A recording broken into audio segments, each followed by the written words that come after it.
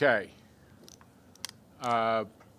Folks our public, folks in the public are waiting, and we want to get started. I'm calling to order the joint committee meeting of the regular May board meeting, the May Finance Committee, and the annual 2025 meeting of the First Mutual Transportation Insurance Company, which is FIMTAC, the MTA's captive insurance company. We have to do that process once a year. So let's begin with public speakers. Mr. Flynn. Yep. Good afternoon, Chair Lieber. We have 19 members of the public registered to speak today. As a reminder, we ask that all public speakers adhere to the MTA's rules of conduct and decorum. I would also like to remind our public speakers that in the interest of time and fairness to all speakers, we limit everyone to 2 minutes. Please be aware that there will be a warning beep to remind you have 30 seconds to conclude your remarks. Our first speaker is John Padulla, followed by Lisa Dagian.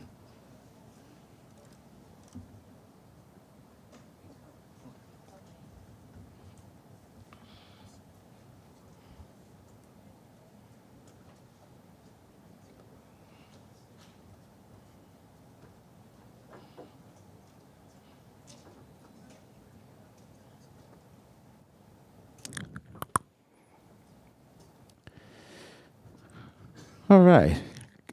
Good afternoon, ladies and gentlemen. My name is John Padulla. We got a 2-for-1 today, Mr. Lieber. I was going to keep it simple and just talk about accessibility, but I can't help but to quote or plagiarize from one of my favorite public speakers who was talking about Access-a-Ride and mentioned how on-demand makes people more independent. On-demand makes people more independent. And when you think about transportation, whether you're at work or at play or whatever you're doing, it's respectable autonomy and real choices. And you always hear me talk about, to mitigate disability, you need real choices and equitable access. Real choices and equitable access.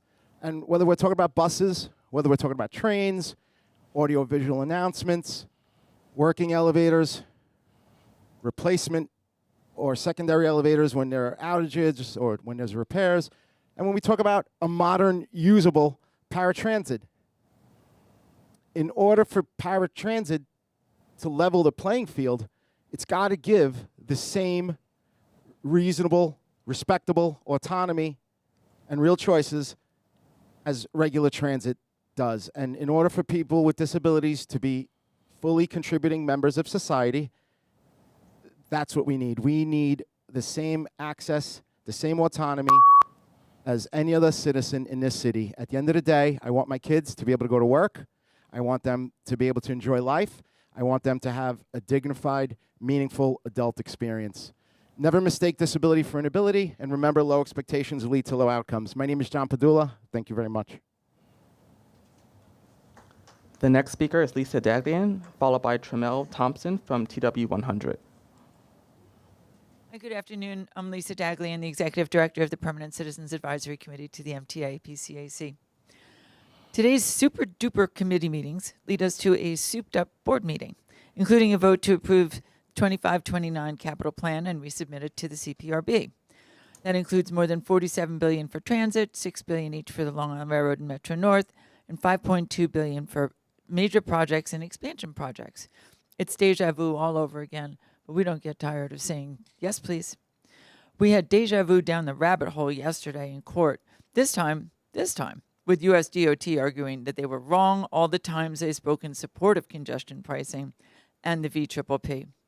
Judge Lyman was having none of that and could put the kibosh on the federal government taking action against the MTA or its partners, decrying the possible eternal fog of confusion and recipe for chaos that could be created if federal agencies are allowed to change the rules and agreements between administrations.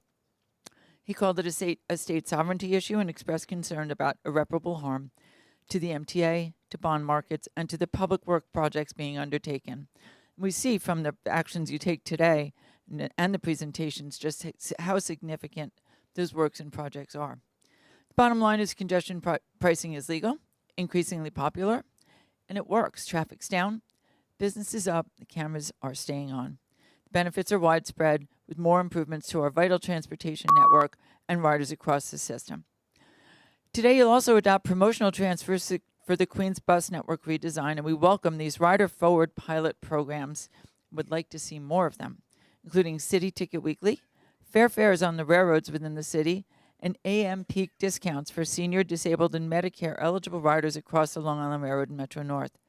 We urge you to give them the same consideration you're giving the promotional transfer, particularly ahead of the planned fare adjustments. Thank you very much. Let's go Mets. The next speaker is Trel Thompson from TW100, followed by Deborah Grafe. Good afternoon, Mr. Lieber. During the last meeting, I heard the police officers say that crime is up on MTA employees. I want to know what is this advocate is doing that you guys hired regarding going to courthouses, going to speaking to the victims, because I'm having my members getting assaulted every week and no one has contacted us or the victims who's getting assaulted.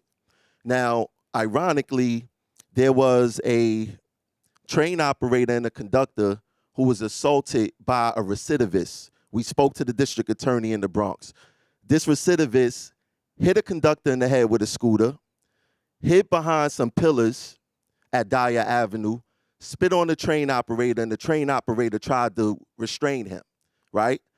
In the regular world, this train operator would be a hero. In the MTA world, this train operator is a criminal. You guys took away his pass, took away his health benefits, and suspended him and forced him to arbitration. Now, the ironic thing is, yesterday I'm downstairs trying to work it out for him. Labor Relations never knew he was a victim. Labor Relations never even known that the assailant got arrested. So what is this advocate doing? Now, I had the train operator go to the Bronx, go get his whole subpoena from the DA. The DA said they can't believe the MTA is treating him like this, right? He came back with the paperwork. Now, Labor Relations is saying, well, we got to go through all this paperwork just to vindicate him. Why? You got senior vice presidents for everything. I think the MTA need a senior vice president for common sense, because there's no common sense in this company. And y'all hiring so many prosecutors in labor relations, that's speaking volumes, but I'm going to save that for the next meeting. The next speaker is Deborah Grafe, followed by Michael Ring. Good afternoon, everybody. Deborah Grafe, and I'm going to repeat a few things I said before. I want everyone to know that I'm not upset on the subway platforms when you have those slanting benches, because the regular benches at times are not easy to sit in. They're hard. You have sciatic. It's very painful, and I've come close to locking. Thank God I have a strong son who could help me up. Otherwise, we'd have had to call 911. Didn't want that. I also find when I lean on it, it takes the pressure off, because my OT and PT insisted. They said, you'll notice the difference. They're right. So not everybody is against that. There are people who need it. The other issue I'm having is I still will not ever forgive former Mayor Bill de Blasio for the way he did fair fares. It's not right that I am a person on SSI, technically federal welfare. The day I turn 65, I have to pay full fare on accessorite. I'm not blaming the MTA because you didn't set it up. He did through HRA. To be on fair fares, people don't realize they make you go every 2 to 3 weeks to pick up another card. Now, when I did reduce fare, one card, they tell you see when it's expired, and that's great. And that's the same also for our accessorite as with the Omni cards. So I would love to see all your advocates who are complaining about fair fares show up at the City Hall and complain to the mayor and the City Council who've allowed this to go through. Thank you. The next speaker is Michael Ring, followed by Jack Nerenberg.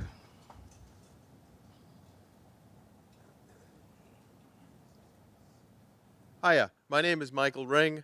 If anyone needs a verbal description of my appearance, I'm a 61-year-old white guy. I have a green hat that says Disabled in Action. That's the organization I'm representing today. As I said earlier, many of my colleagues aren't here today because they're meeting with judges about we're suing you to maintain the elevators a little better and make better announcements when the elevators are out of order, and fix them faster. It's taking a year and a half to fix one of the elevators uptown right now. Elevators are built faster than that. But what I really wanted to talk about was that elevators are something you can keep track of. How many elevators there are by 2055, we'll have 95% of the stations with elevators. But there are a lot of other things that can be done that are a lot cheaper that will make it so that people with disabilities could ride mass transit. That could change the culture. Having more announcements on the train that remind people that not every disability is visible, and you should give up your seat. I have a disability. I can't hold the pole, but I don't look that bad. I don't get a seat. So that's why I use Accessoride, because I can't ride a crowded subway. No one's getting up. Also, if you can put stickers on the seats, or announcements on the bus, move back, then everyone would benefit because there'd be more room on the bus. People can get on the bus. I'm just thinking that you don't have to spend billions of dollars on new elevators to make it so that people with disabilities wouldn't have to leave isolated, unproductive lives at home so they can get to work and use mass transit and not use Accessoride and not necessarily have to use an elevator either. Thanks a lot. The next speaker is Jack Nerenberg, followed by Evangeline Buyers. Good afternoon, everyone, and to some of you, good afternoon again. My name is Jack Nerenberg. I'm the Vice President of Passengers United. And I'm going to start by expressing my appreciation to the CFO, Ms. Patel, for taking swift action and giving proper attention to the need for additional free transfers because of the changes in the Queens Bus Network redesign. That being said, this does not have to only last for 6 months. And I was looking at the document earlier, and there's something in the wording of the document that makes me a bit skeptical about what the MTA's priorities are and how the MTA defines the needs for these additional second transfers. Why are these even necessary? And they are necessary, again, and I reiterate from last month, and I wish this really kept going earlier. These are necessary to ensure that people don't end up paying more than they're paying right now, because that would result in a Title VI violation, and we don't want that. However, the proposal calls for a universal second transfer within 3 hours. That's fantastic, but why not make it permanent? It'll help so many more people. And my understanding is that Omni is a new system. We can actually evaluate the individual ridership patterns, but why not just make this permanent? It'll help so many people. And the $2 million in lost revenue, what's that number being compared to? What is that $2 million? What was that opposed to? Is that opposed to just not having additional transfers at all and screwing over people who live in double fare zones? So why even need a pilot program? We have the information, and we know that this will help so many more people. So why not just make this happen? So I'm calling for an amendment to make this permanent. Thank you. The next speaker is Evangeline Buyers, followed by Charlton de Souza.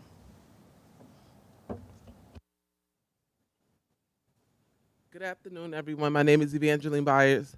I'm here this morning to address the fact that at 169th Street Station, there's a health and safety crisis. This health and safety crisis was reported to the MTA last year, where they said that they cleaned it up. Just now, while we were sitting here preparing to bring statements, the president of the MTA, Demetrius Krishlow, talking to someone who has been affected by the contamination at 169th Street Station, said that he is monitoring the situation from afar without directly intervening. And he's sorry about the fact that his son has cysts in his nostrils from the contaminations, which is also a public health issue. And the Transit Authority needs to do something about what is happening at 169th Street Station. If you go to Bowling Green Station, there's no smells, everything is clean, there's no public safety or health issue. At 169th Street in Queens, you have odors and contamination and sewage that is running into the system that is making people sick. E. coli, you have the report. So I don't understand why this station is not being shut down and being fixed, why this issue is not being resolved. Another issue at hand is when also there was a discussion earlier about assaults and stuff that's happening in the subway to workers. How come the officer did not know where these assaults and stuff are happening? And why is the MTA having members arrested or employees arrested who were assaulted? Something needs to be done about what is happening to the workers at the MTA when they are assaulted. Excessive discipline is a problem. And Mr. Critchlow, Thank you for your comment. the MTA is responsible. Thank you for your comment, please. Thank you for your comment. As a reminder, speakers should address remarks to the chair. The next speaker is Charlton de Souza, followed by Rachel Foss. Good afternoon, everyone. My name is Charlton de Souza. I'm the president of Passengers United. We're a 501c3 organization. So we want to thank Jay Patel for her swift leadership in getting the Queens transfers here to the meeting. However, we feel that the Queens bus redesign second transfer should not be a promotional transfer, and it needs to be permanent, and it needs to be expanded to a lot of routes, especially in Southeast Queens, where you have medical and hospital workers who work at LIG Hospital, but who live in Far Rockaway. They have to take 3 or 4 buses. So that has to be considered. We would also appreciate if the Q27 is extended to Merrick Boulevard instead of 120th Avenue, so that people can transfer to the Merrick Avenue buses to go to Green Acres Mall and that sort of thing. But again, we also support the city weekly ticket that needs to be done for the LIRR. And another thing that I would suggest to you guys is on MTA bus time, you'll need to start making announcements or putting a text that the Queens bus redesign is happening. Because again, guys, you know, what people don't realize is June 29th, a lot of people are going to be coming on these buses and they're not going to know that a redesign is happening. So you'll need to also make sure that on the bus fare boxes that you'll have additional paper transfers. So if the bus driver has to give a paper transfer, they have enough transfers, because I suspect that's what's going to happen. And for instance, like the Q82 to the Q110 to the J train transfer, that's going to affect a lot of people. So you'll need to reconsider this. We've spoken with Senator Leroy Comrie, and we've spoken with the leadership in Southeast Queens. But again, we need the Queens Borough President to fully advocate for these transfers. Nobody should have to pay 2 fares as a result of the Queens Thank you bus for your redesign. comment. Thank you. The next speaker is Rachel Foss, followed by Jason Anthony. Good afternoon. My name is Rachel Foss. I'm the Senior Policy Advisor for Reinvent Albany. We advocate for more transparent and accountable New York government. We strongly support the MTA as an institution and believe your current management team is among the best, if not the best, of any major agency in New York. That said, we believe the MTA's ongoing ability to win Albany's approval for new taxes and fees is rooted in your credibility, which in turn depends on you being fully transparent about future revenue and cost assumptions. We follow the MTA capital plan very closely and believe that the two most important things you can do to increase transparency and public confidence are to create a new capital dashboard and be fully transparent about your cost and revenue assumptions. Today's resubmission of the 2025 to 29 capital plan is a reminder that, like the MTA's other aging assets, the capital dashboard really needs a major upgrade. The capital dashboard is a critical transparency tool that should show the status of capital projects without the shifting sands of rebaselining. For example, we expect the new dashboard to show the forecasted start and completion dates for projects in the 2025 to 29 plan and projects funded by congestion pricing in the 2024 to 2020 to 24 capital plan. We are glad to hear the MTA and Governor's Office believe the 2025 plan is fully funded, and we hope it is. In the interest of transparency and assuring stakeholders that the plan is viable, we ask the MTA to fully disclose the following revenue assumptions. Assumed annual revenue from the expanded payroll mobility tax as a percentage in dollar amount, including in the base year and future growth in following years, and then the schedule of PMT-backed borrowing. The MTA is transparent about borrowing costs, and the adopted budget shows that it believes the MTA will pay a 4.4% interest rate on bonds. However, the MTA is not as transparent about inflation assumptions. So we ask you to disclose cost inflation assumptions, as well as the assumed impact of tariffs. Thank you for your comment. Thank you. The next speaker is Rachel Stahl, followed by Carl Pereira.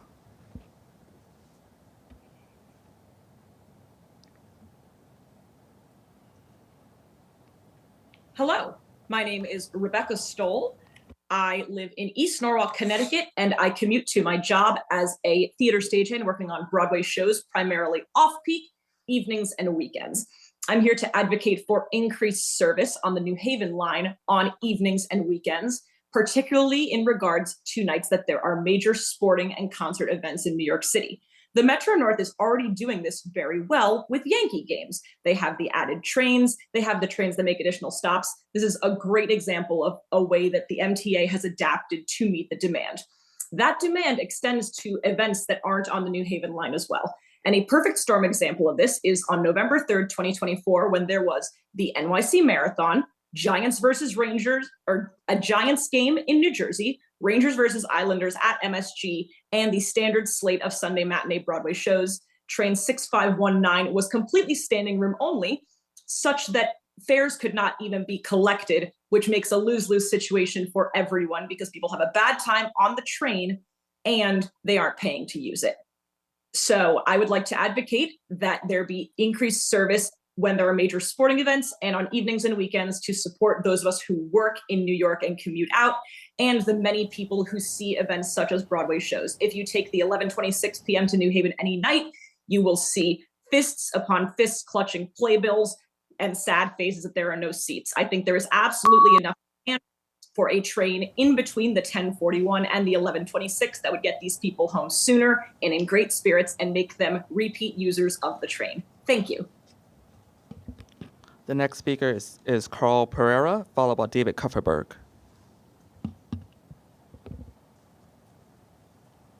Hi, my name is Carl Pereira, and I'm speaking on behalf of Albany Pacific Association of Ozone Park regarding the special transfer policy that the MTA is implementing as part of the Queens bus redesign.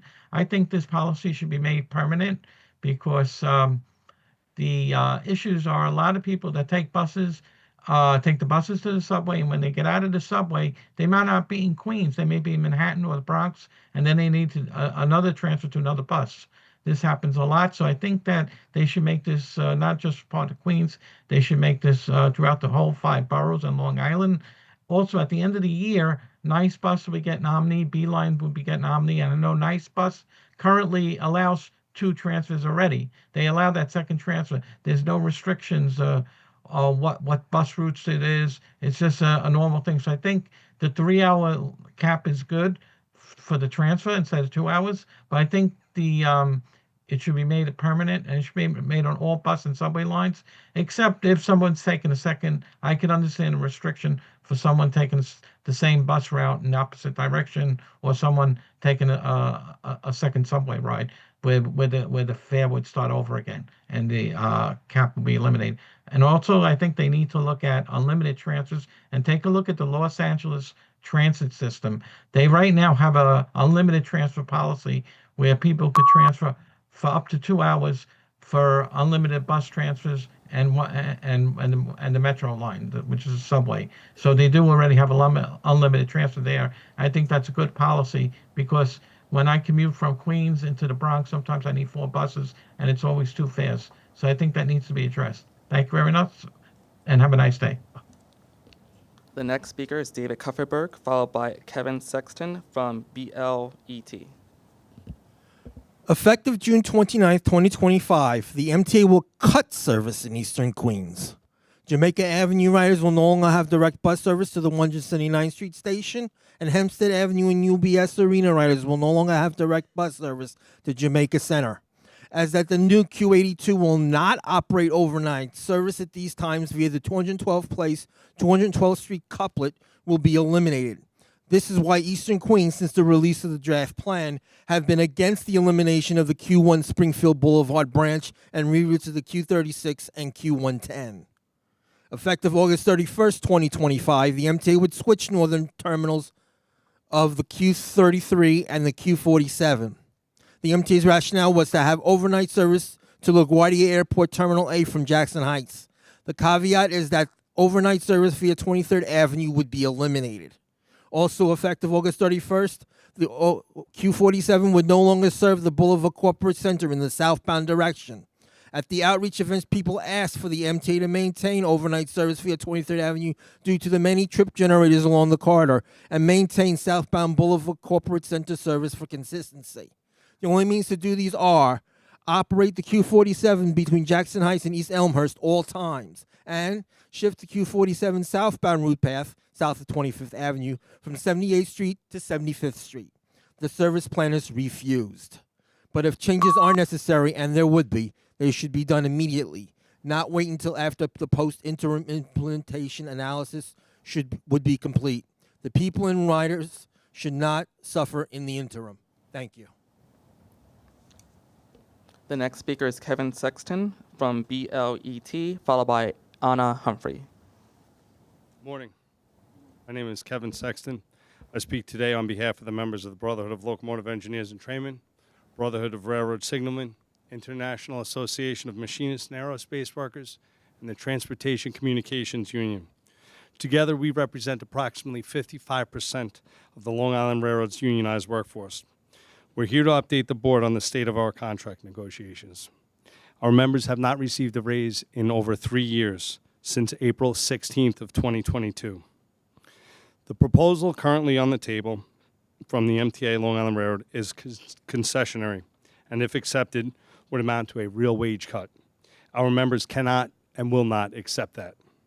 The offer is well below what other railroads in the region are providing for the same period, and it fails to account for the impact of record inflation or the essential services our members provided, often at personal risk, during the pandemic. We too lost colleagues.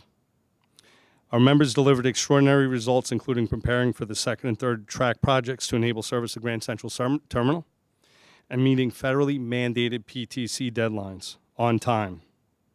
Yet the Long Island Railroad's response to these efforts is a proposal that effectively devalues their work. We are currently in mediation, and we believe we are at an impasse. We're calling on the board today. Do not let this workforce fall further behind. Fund a fair contract, one that is not concessionary, and that properly reflects the value, skill, and sacrifices of the workers who keep the railroad running every day, before we end up in a situation similar to what happened on Jersey Transit 2 weeks ago. Thank you. The next speaker is Anna Humphrey, followed by Champri Scott. Good afternoon. My name is Anna Humphrey, and I'm the Transportation Community Organizer for the Center for Independence of the Disabled New York. This morning, many of us gathered, as we do every month, to rally outside to demand action on a case that's now 8 years old. 8 years since a lawsuit was filed demanding regular elevator maintenance. The very same advocates who fought the MTA for 7 years to get elevators installed had to turn around and sue again in 2017, this time to ensure the few elevators we do have are working. New York ranks as one of the least accessible mass transit systems in the world, and yet instead of fixing the problem, the MTA has spent over $2 million on legal fees to avoid reaching a resolution. That's money that could have gone toward maintenance staff, timely repairs, and real help for stranded riders. Elevators are a necessity for disabled New Yorkers, seniors, parents with strollers, and many others. But they're often out of service, left broken for weeks, months, or even years, and outages go unreported or ignored. This isn't just an inconvenience, it's a violation of city, state, and federal law. If the people making these decisions had to rely on the system the way disabled riders do, things would be different. If they were forced to backtrack 3 stations or travel a mile to the next working elevator, they'd understand the urgency. It's time to stop paying lawyers to stall justice and start holding someone accountable for waste and neglect. We have a settlement conference today. Chair Lieber, we urge you to tell your lawyers the gravy train is over. Use our public dollars to serve the public. Thank you. The next speaker is Champri Scott, followed by Sandra Cardillo. How you doing? I'm Champri Scott. I'm a station CTA in New York City Transit. I love hearing about all these capital projects, but capital project you're missing out is on the New York City Transit workers. We're underfunded, underpaid, overworked. So if we're going to fund a capital project, it needs to be New York City Transit workers. To live in this city, the costs have increased tremendously. When are we going to get a contract that actually reflects what we do and what we provide for this city, this state? The last time I checked, 20% of the national GDP comes out of New York City alone. When are we going to get a contract that reflects that? If you're going to do a capital project, it needs to be on the New York City Transit workers. Thank you. The next speaker is Sandra Cardillo, followed by Michael Sosa.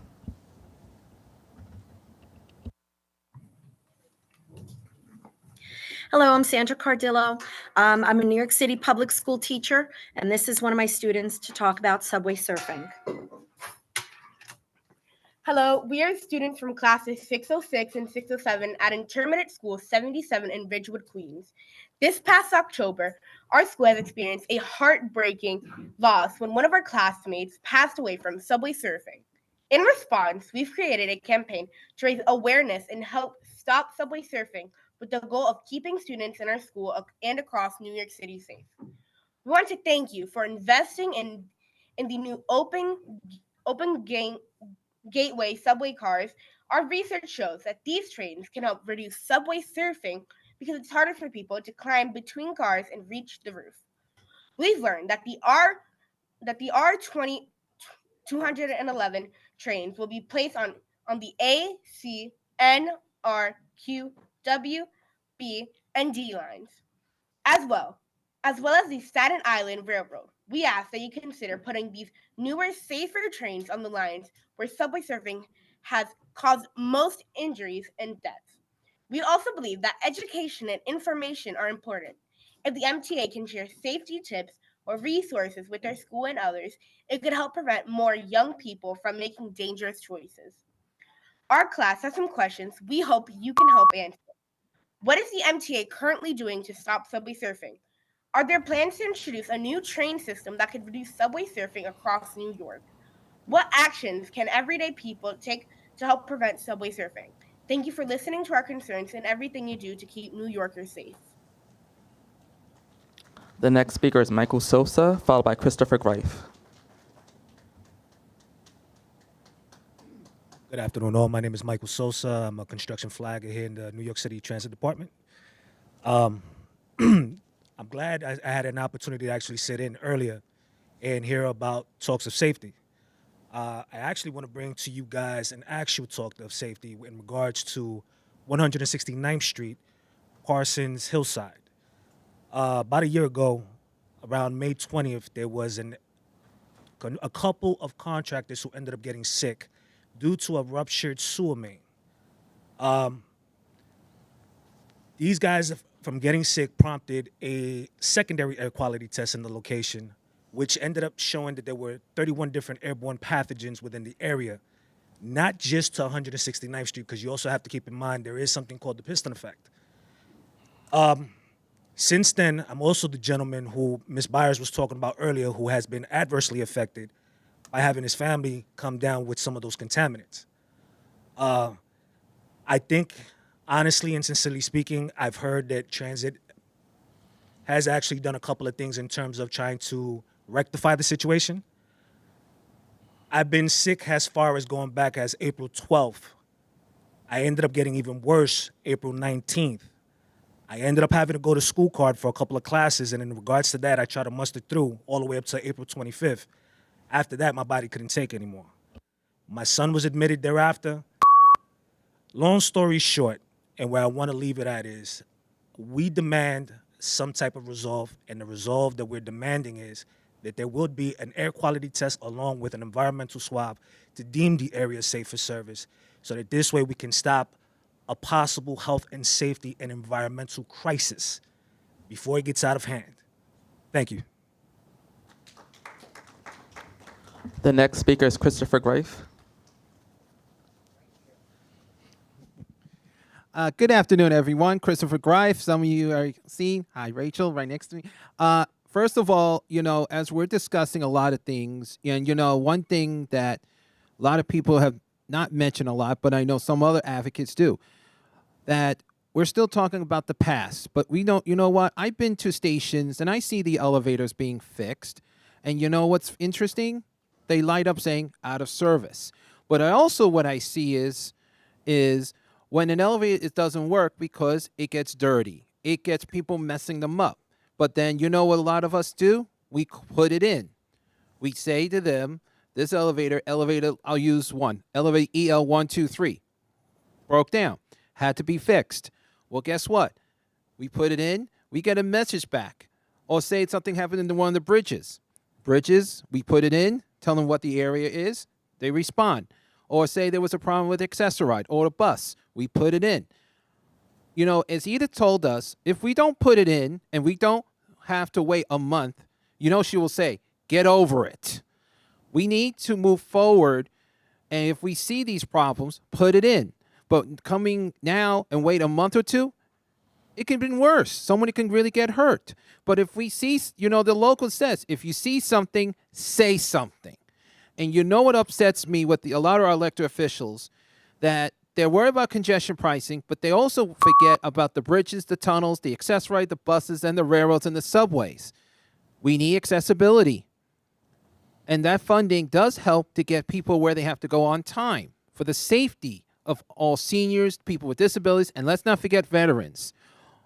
I am very happy that the capital project got passed. And we need to make sure not just elevators, but ramps and everything for accessibility needs to be on there. Thank you. Thank you, Chair Lieber. That concludes the public comment session for today.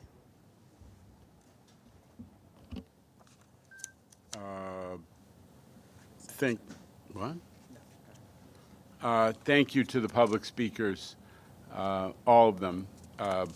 We always, there's sometimes controversial issues, but we always learn something and we benefit from it. And I just want to urge everybody to keep the feedback coming, because it is useful and it is registered. So we're going to do first the capital program, if I understand correctly. I can't understand the script that's been provided to me at all. All right, okay. I'm a creature of habit, and they gave me different scripts to process. All right, I'm going to do my spiel, and then we'll do the capital program, and then we will do, the finance committee. Correct? Yes. Okay. Good. All right. Okay. As I said, thank you to everybody who's joined us for the May meeting of the MTA board.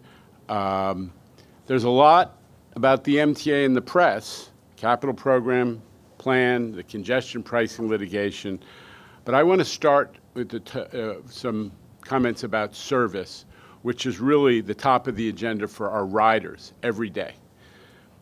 Year to date, subways, Demetrius, I'm looking at you because you have done amazing work to accomplish this. Subways weekday OTP is at 83.4%, which is the best it's been in 12 years since the era of fiscal crisis that we sometimes barely remember.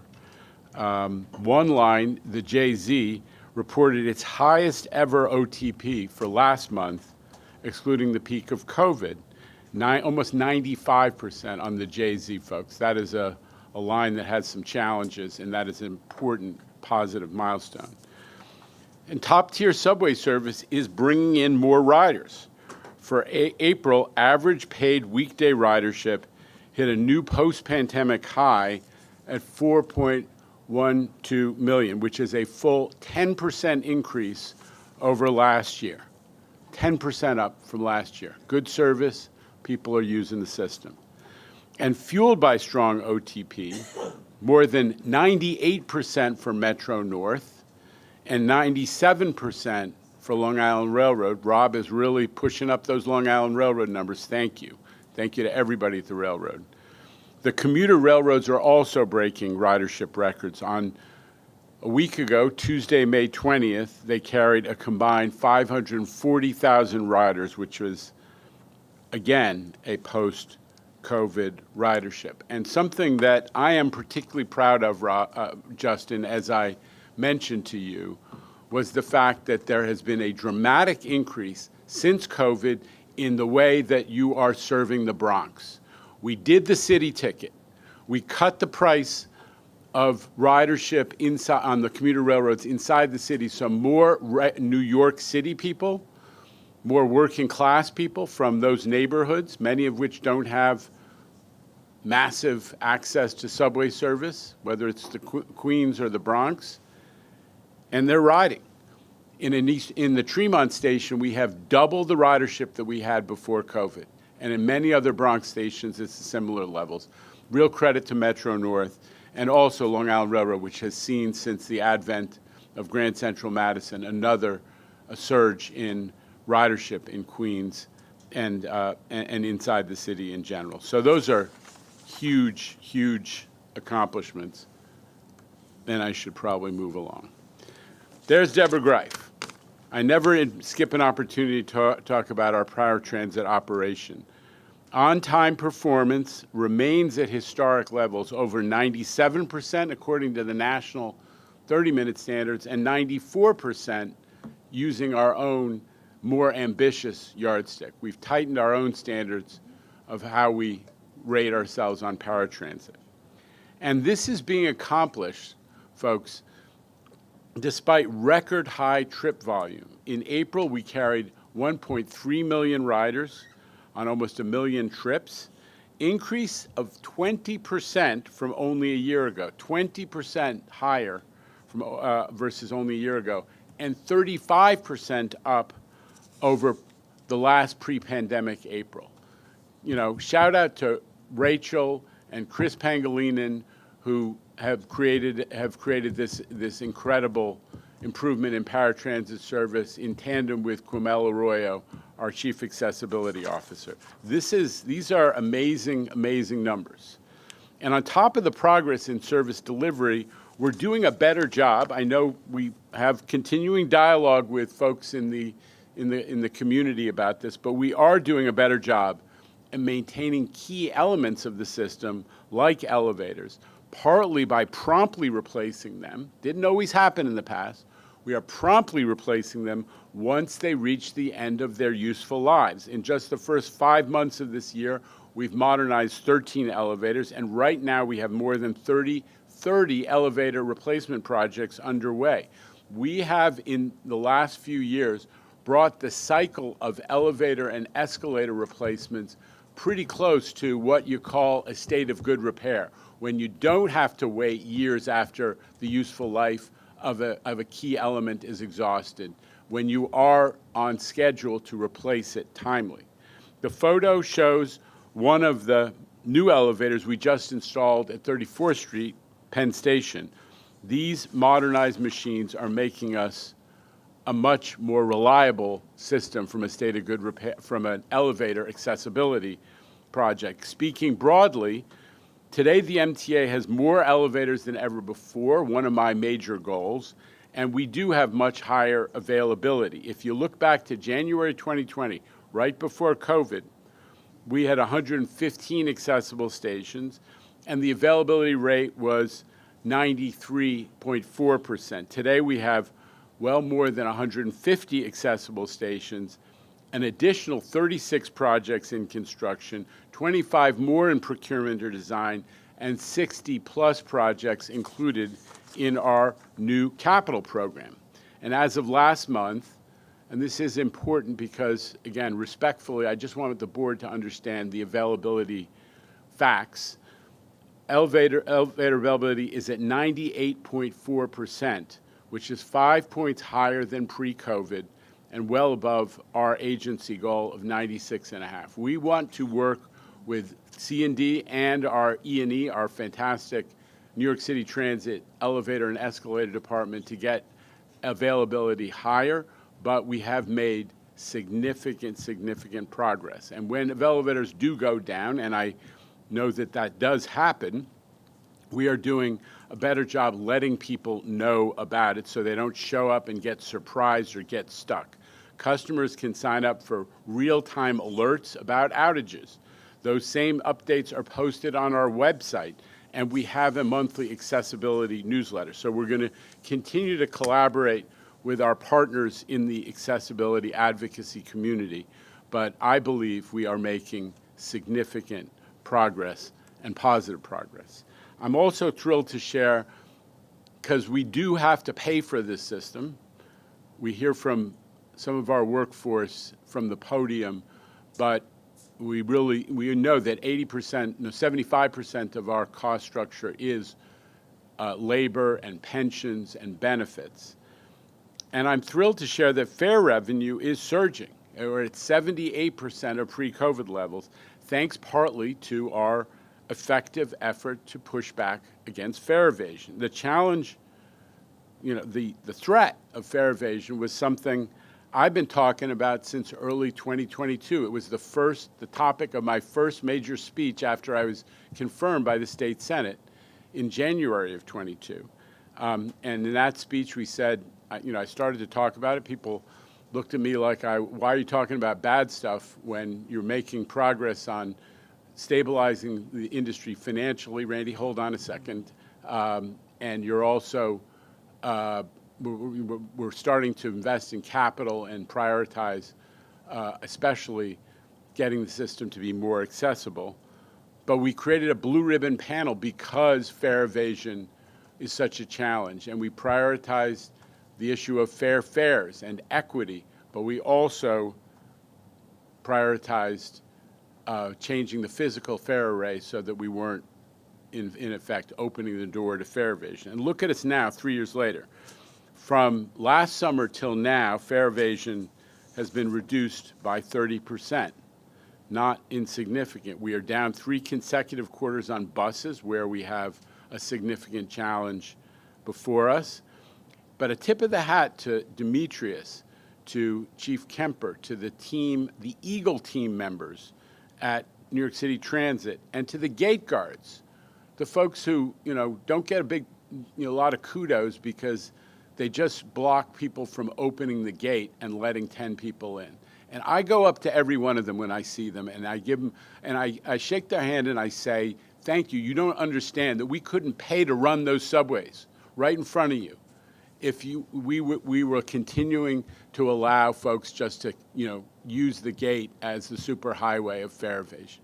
Those people deserve our thanks, and I'm never going to stop acknowledging them. But I have to thank you, Demetrius, and the teams at New York City Transit who have done so much to deal with this challenge. We are installing delayed egress. No, we're not going to be defensive about it. It is a responsible way to deal with fare evasion. It's been approved by the fire code authorities of the state of New York, and we got it in 150 stations by the end of this year.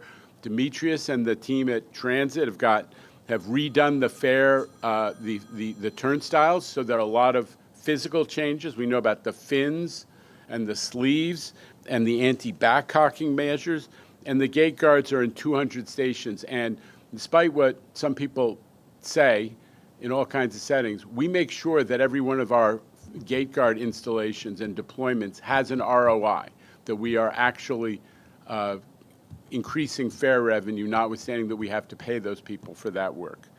And together, those different investments and deployments have contributed to a 36% reduction in those stations that have all of the different interventions. 36%, making a difference.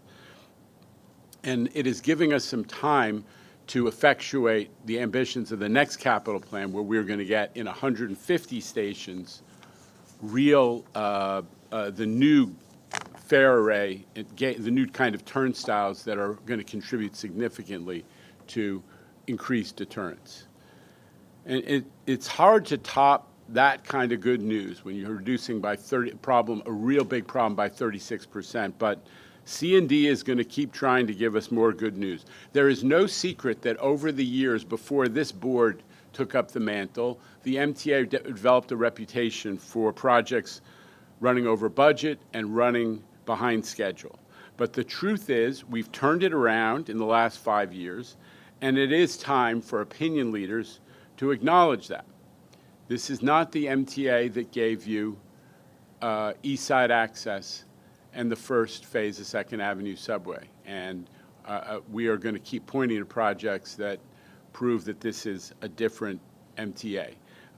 Jamie's talked about how C&D has saved $3 billion in recent years, for example, by changing the contracts, cutting the scope, reducing customization, and increasing accountability by empowering project CEOs to really run jobs rather than making them messengers that have to run around to 16 different departments, and they are being held accountable. And there is one metric of success that caught my attention in the last few days.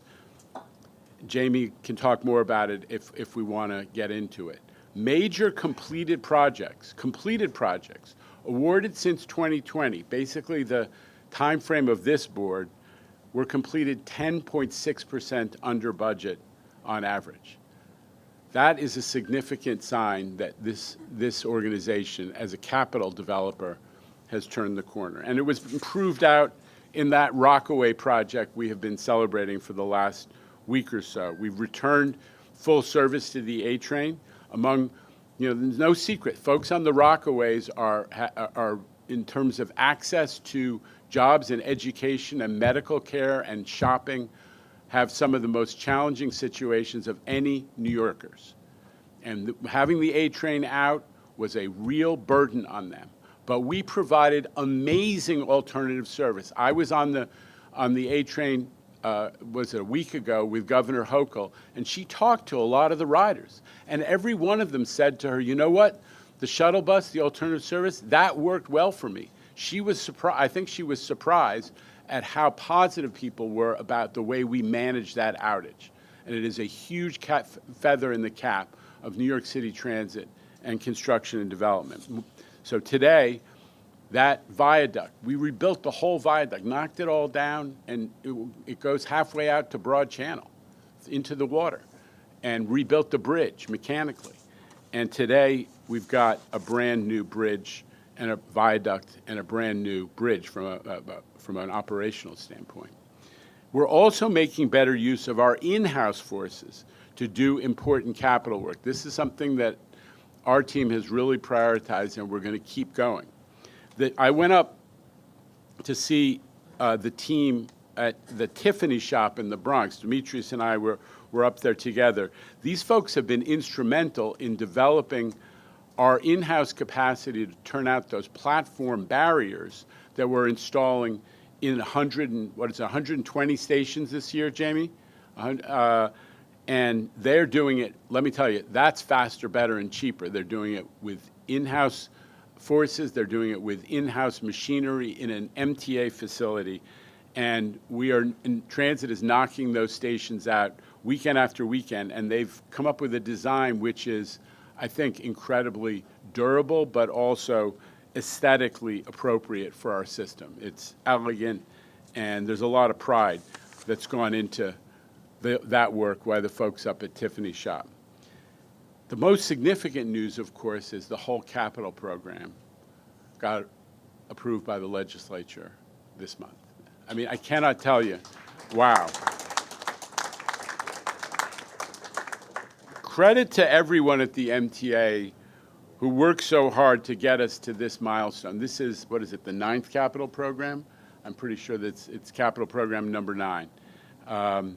It is the largest program in MTA history. But more important, it is in a way that we cannot overlook. It is the first capital program to be truly based on a comprehensive review of the condition of this priceless system that is the legacy that we've inherited. And it is the first capital program based on that analysis to truly and unapologetically say, we are prioritizing state of good repair.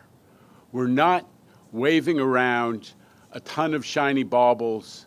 We love new projects. They have, no secret, they have helped to transform and grow the system. But we must maintain, we must preserve this system. And this capital program really does that. In a minute, Kevin is going to walk us through how the funding works. But as you heard from Jamie, we're not waiting until the final approval by the CPRB. I think there has to be a final approval by the CPRB after we readopt the capital program. But we're not waiting. Jamie and his team at C&D are moving into the process, lots of projects that are now in that capital program. So we're going to get started really on the double. So before I finish, I do want to thank this board again for its foresight and its stalwart support on congestion pricing. There was no United States precedent. It is highly controversial. We understand that. Even though we did all the work and the analysis and 4,000 pages of analysis to show how it was going to be very positive net-net, people had reservations. And yet, in one of the most difficult votes ever, and you all were here for it, you voted to approve the program, to put it into effect. You trusted that we would see the results. And boy, are New Yorkers seeing and feeling those results. We have avoided just one stat that was put in front of me today. We've got 10 million trips avoided already. 10 million trips. And so many people come up to me and say, you really changed my life, whether they're a driver. In many cases, these are people who actually drive to the city, and they're thrilled because they're getting places so much faster. But there are also people who live near tunnels or bridges, who used to, suffer with constant road rage, being scared to walk their kids to school, the noise of people honking at each other all the time. And their neighborhood has been changed. And congestion pricing is really worked well. As the New York Times, which did a deep dive today, actually it happens to be in the hard copy newspaper of the New York Times today, just by happenstance. They're seeing what we're seeing: fewer cars on the streets, faster traffic speeds, peak commute times that are way, way, way faster, even for folks from New Jersey. They're way faster than they used to be. Local buses that are less delayed. An economy that is humming with more people coming to the central business district than before congestion pricing. The list goes on, and you can see some of it in the Times' graphic that was in the paper on the right. But even so, we're still fighting with the feds about whether we have the right to diagnose and attack New York's traffic problem. But we did score a major victory yesterday, as folks are aware, and when, federal judge Lyman directed the U.S. DOT to stop the threats, to refrain from engaging in any punitive action in an attempt to coerce us into dropping congestion pricing. So I am feeling very confident about that litigation. I think the fact that the judge highlighted as part of his determination on the injunction the probability of success on the merits as one of the standards that needs to be met, and he said we are likely to succeed on the merits of the legality of congestion pricing under federal law. So I congratulate the board, but I also have to shout out the transit advocates and so many others who made their voices heard in support of the state of New York's and the MTA's and the state and city DOT's long effort to deal with our traffic problem, and also to find new funding for mass transit, which is essential for so many reasons. It has not been easy. And this is what I really want to say to all of you. This board, this MTA, ain't afraid to do the hard stuff, that is necessary to deliver for our riders and for the region. Just think of what we've accomplished in the last few years. We pulled the operating budget back from the fiscal cliff where so many other great U.S. transit agencies are still teetering. Chicago, New Jersey, Washington, they are still having the fiscal crises that we attacked successfully a couple of years ago. We got ridership back to support the region's revival after COVID. And yesterday I read that the city of New York now has more jobs than it has ever had in its entire history. We brought service, whether you measure it by on-time performance, customer journey time performance, all the way back from that pre-pandemic era where we were still just coming out of the summer of hell. We were celebrating, shortly before COVID that we were, out of the 60s into the 70s on-time performance, right, Demetrius? And now we're seeing mid-80s on-time performance and similar standards in the customer journey time area, and so much accomplishment and service on the commuter railroads, it's out of sight. Now, I mentioned that service is improving, but we are also, I think, effectively, as a board, attacking the challenges to safety, cameras in every station, on every subway car, being leaders with innovations in how to deal with the underground mental health crisis through Scout and other safety improvements. The criminal justice advocate that you guys have heard from recent weeks, recent months, Katie Falaska, is really making a difference, and Chief Kemper is strengthened our relationship with the NYPD in so many ways. We've taken a bite out of fare evasion. I talked about that earlier. And you've also overseen the transformation of MTA's reputation for delivering capital budget projects from late and over budget to, as we say, faster, better, and cheaper. We are well on the way to implementing the historic switch to Omni, only the second fare payment methodology switch in the subway's 120-year history. We are redesigning bus maps, borough by borough. We've done Staten Island Express buses, Bronx buses, and now we're on the verge of doing the historic Queens bus network redesign for the, by far, the most bus-dependent county in the United States. And we've brought the dream of universal subway accessibility much closer to reality. And we've made major progress in the whole capital area towards what has always been, since the Ravitch era, the holy grail for all of us, which is to achieve a true state of good repair. Doesn't mean the system is perfect, but it means that you have the resources and the capacity to make sure that the major physical components of the system are on a regular cycle to be replaced before they age out, fall apart, and start to diminish service. So we've all done all of that. This has been a less argumentative board than many others. There's been no occasion where the board chair was invited by one of the board members to step into the alley for a discussion of a board resolution. That happened. But you were there, right? But just don't forget what you've accomplished. I'm proud of all of it. It is actually, that was my to-do list when I took this job, that I've just gone down. We are getting it all done. It's not finished, but we are getting it all done.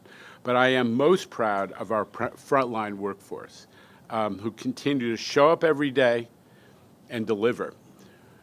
Regular riders see, and we hear from them, they see the spirit and the morale that our workforce brings to the job. The station agents who are stepping up to help people switch to Omni since they came out of the booths, that is a whole new customer service level that they've taken on and they're delivering. The conductors, the train operators, the bus operators who keep our trains and buses movement, the cleaners who do take pride in their stations, the mechanics who make sure that we do have all of our buses and trains available daily so that we can run more service as we are trying to do. These folks are the heart of the MTA, and the accomplishments that I've been ticking off are only purposed at making sure that they can do what they do better for the public every day. They deserve our thanks, and we are so very grateful to our workforce. So I want to end with a hand for the MTA workforce who's delivering. Okay, spiel over. Of all the people I don't want to go in the alley with, the professional weightlifter is definitely high on the list. Okay, are we doing capital? Yeah. Quorum. Yes. Paige Graves, do we have a quorum? Yes, I know the agenda is a little different, but I want to make sure that the minutes reflect that we do have a quorum. What are we doing? Yeah, you're doing the capital plan funding as written here. Okay.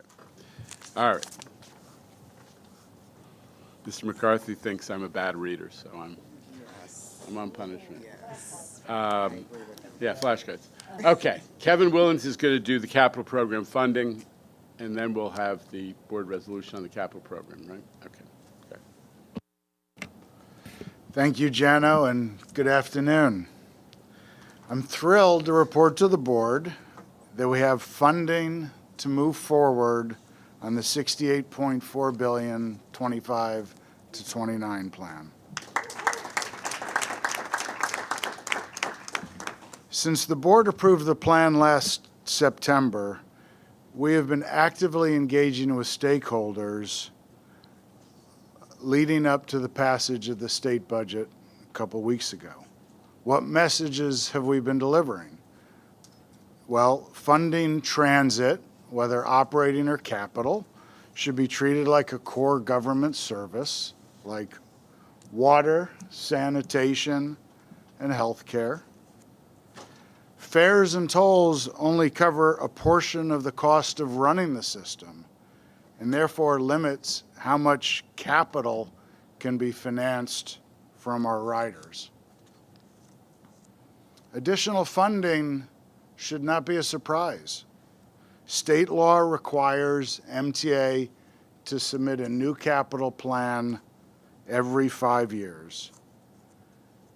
And additional capital funding is not to address some unforeseen deficit, nor is it a bailout. It is an investment in infrastructure that is critical to the economy of the city and the state. It's clear, as with MTA capital plans over the last 40 years, additional general government funding is always required. This is true in the past, and it will be true in the future. But let's look at the funding package in the present.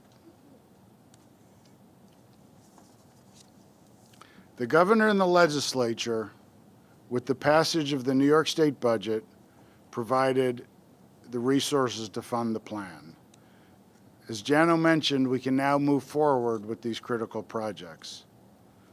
The funding is well balanced between federal, state, city, and MTA resources.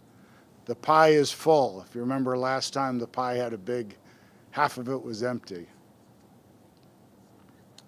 Almost half, or $31.5 billion of the plan, will be funded with the new revenues dedicated to MTA's capital program that was part of the state budget. We are assuming 20% will come from the federal government in the form of formula funds, discretionary grants, and loans. And almost 20% will be funded with MTA and TBTA bonds payable from the operating budget, which is a significant amount. But we sized it to keep debt service growth moderate and debt service costs averaging about 15% of the budget, so as not to overburden the operating budget. $9.7 billion of that will be MTA bonds for transit and commuter, and $3 billion will be issued by Bridges and Tunnels to self-fund its capital plan. Over 10%, or $7.2 billion, will come from direct capital grants from the state and the city. $4.2 billion from the state, which includes the redirection of the $1.2 billion capital grant that would have otherwise been used for Penn Station redevelopment, and $3 billion from the city.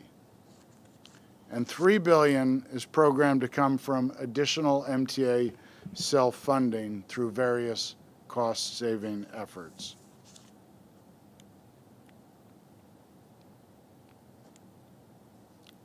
Importantly, these new resources in totality provide adequate funding to support a robust capital commitment plan that can average $15 billion a year of projects.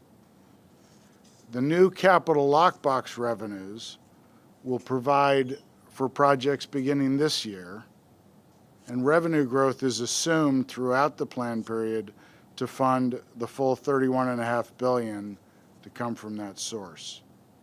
We'll work with the state and the city to apply their funding to projects over the next couple of years. And conversely, we will target using our MTA bonds for later projects in the program so we can manage the debt service impact on the operating budget. And of course, federal funds can only be committed as appropriated by Congress and as our grant applications are processed by the FTA, which is, everybody knows there's ongoing challenges with that piece. But now let's look at the new dedicated revenue source, which will fund $31.5 billion of the plan. So a few points regarding the new dedicated revenue. The new revenue attributable to the newly enacted PMT rate on the region's largest businesses, and it's the entire region contributing, will not be subject to annual appropriation, which is the same as our existing PMT revenue, but instead, by statute, flows to the MTA on a monthly basis as collected by the state. This new revenue is required to be deposited in a capital lockbox. I think that I might off a page here. No, sorry. Would be required to be deposited into a capital lockbox and used for 25 to 29 projects. The state division of the budget forecasts this new revenue to generate approximately $1.4 billion in the first full year. It is assumed that this new revenue will grow over time, and the PMT as a source has had very good growth. It grows with the economy and will grow to $1.7 billion approximately in 10 years to fully fund the $31.5 billion. This growth in revenue, as I mentioned, will be realized from a growing regional economy, specifically from increases in employment and wages over time. We forecast that this new revenue source will directly pay for about $8.5 billion in projects on a pay-go basis and support $23.5 billion in bonds that'll get paid from the lockbox. The new lockbox revenue will be adequate to pay the debt service on the $23.5 billion bonds over a 30-year period. We issue the debt to match the useful life of the assets, with that revenue growing to $1.7 billion in 10 years.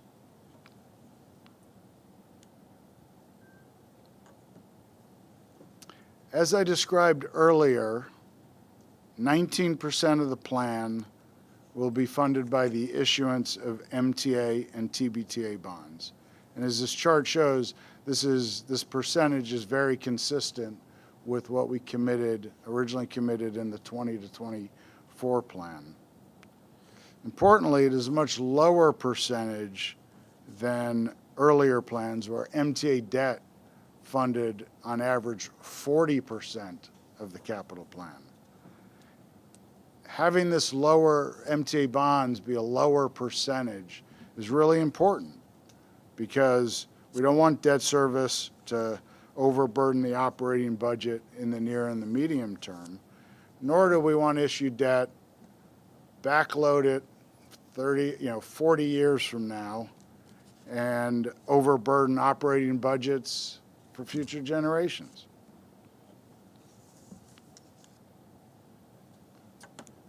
As this graph shows, we forecast that we'll be able to keep our debt service that gets paid from the operating budget, as represented by the orange bars. We'll keep it to averaging about 15% over the next 10 years, taking into account the proposed bonds in the plan. Although slightly higher in some years, it's the averaging out at around 15%, which is important. 15% for debt service means that we can use 85% of our tolls, fares, dedicated taxes and subsidies to provide service, not repay investors.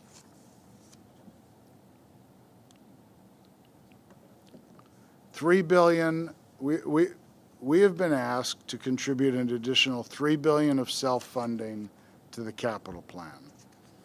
We expect this to come from a combination of sources, but the first place we will look to for savings is in the capital budget itself. Other potential sources that will add to this can include funding savings from prior plans, asset dispositions that have yet occurred, refunding savings, and debt supported by savings or other available funds.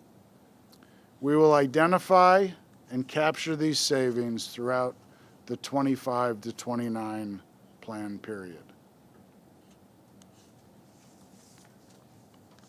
So let's talk about funding risks. Like all plans that stretch out over multiple years, whether it's an operating budget or a capital plan, there are risks that must be considered and managed. Nothing new. I know we all worry about the federal funding piece. That's true. The last plan had congestion pricing. We had to worry about that for a number of years. And in previous plans also had risks. It's how you manage and think about those risks that are important.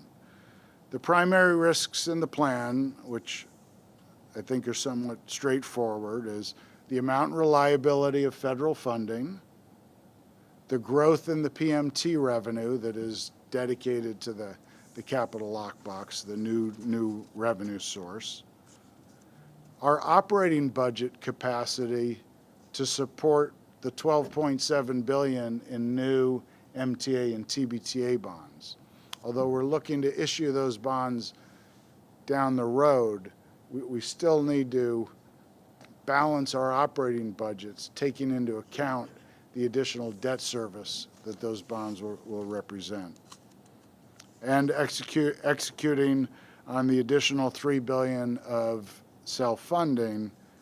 And, one item certainly beyond our control is, long-term interest rates. In the previous two capital plans, interest rates were, at historic lows. That's not quite the case now. We've sized everything, taking into account the new higher rates. I'd like to see rates come down so, we have a little breathing room. But if rates continue to go up, it just means that's less capital you can generate for the same amount of revenue.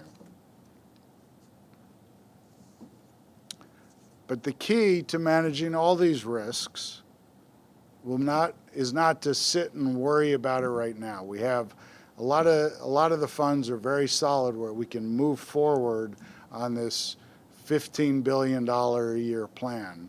But the key is how we manage the plan over time by managing our commitment strategy and prioritizing the most critical projects. So as we have to address risks, we are making sure we're getting the most critical stuff done, done first. So with that, I'm happy to take questions. Okay, Kevin, thank you for everything you did to make sure we were putting together a capital plan that was viable financially, and also for explaining it in a way that makes it credible and makes clear the risks. Questions and comments? Mr. Zuckerman first. Go ahead. Thank you, Mr. Chair. First, I just want to reiterate something you said earlier related to thanks. I do think it's worthy of us thanking the governor, our legislature, and the other elected officials, certainly the advocates, to your point, and dare I say ourselves. Despite a fair amount of slings and arrows that some of us have suffered, and I myself have had a fair amount during this period, congestion pricing is funding a great deal of this plan. And while I focus more on the financial benefits of congestion pricing, you talk more often about the environmental and traffic benefits. There are many benefits to go around, and I think we're starting to see them in Kevin's plan that has been that we'll resubmit to the Capital Plan Review Board. Clearly shows that congestion pricing is a very valuable part of the budget. So I have a question, though, Kevin. So you have a strategy clearly that is extracting pretty sufficient savings, $3 billion from the plan itself to effectively fund the full $68 billion. And I think we all could say thank you for avoiding any further burdening on the operating plan. We've spent a lot of time, and I think as Janet would talk about the 5 zeros, or I forget the exact phrase you used, but it was a good phrase. But those zeros come to an end in 27. We're going to have nearly a $400 million deficit in both 27 and 28 after our casino license revenue or initial license revenues hit. And further burdening that plan is, I mean, let's look at the real estate environment. I think we all know what's happening with that as well. So burdening the operating plan is not an option. So I think the question for you then is, and you were starting to allude to this in your risks, how solid, maybe I'm going to ask you to put a little bit of a hedge on, how solid are some of those federal, state, and other sources of funding for the capital plan, given that we're doing our best here to control what we can control, but we're also clearly dependent on many others. And you can wax on as little or as much as you want about the federal government, but that's not the only risk we have out there to the funding. So the floor is yours, sir. Well, clearly the biggest source is the new revenue, which covers $31.5 billion. So I think you're right, the federal, everybody knows what's going on. But, we need to get $31.5 billion out of the new revenue and the new lockbox. The State Division of the Budget projects that revenue would generate about $1.4 billion in 2026, and then there's growth over time. But as we all know, projections are just projections. But the governor's office and DOB have given us assurances that wherever the actual tax collections land, that they will work with us to make sure that we have the revenue available to get the bonding done that's needed to fund the capital plan.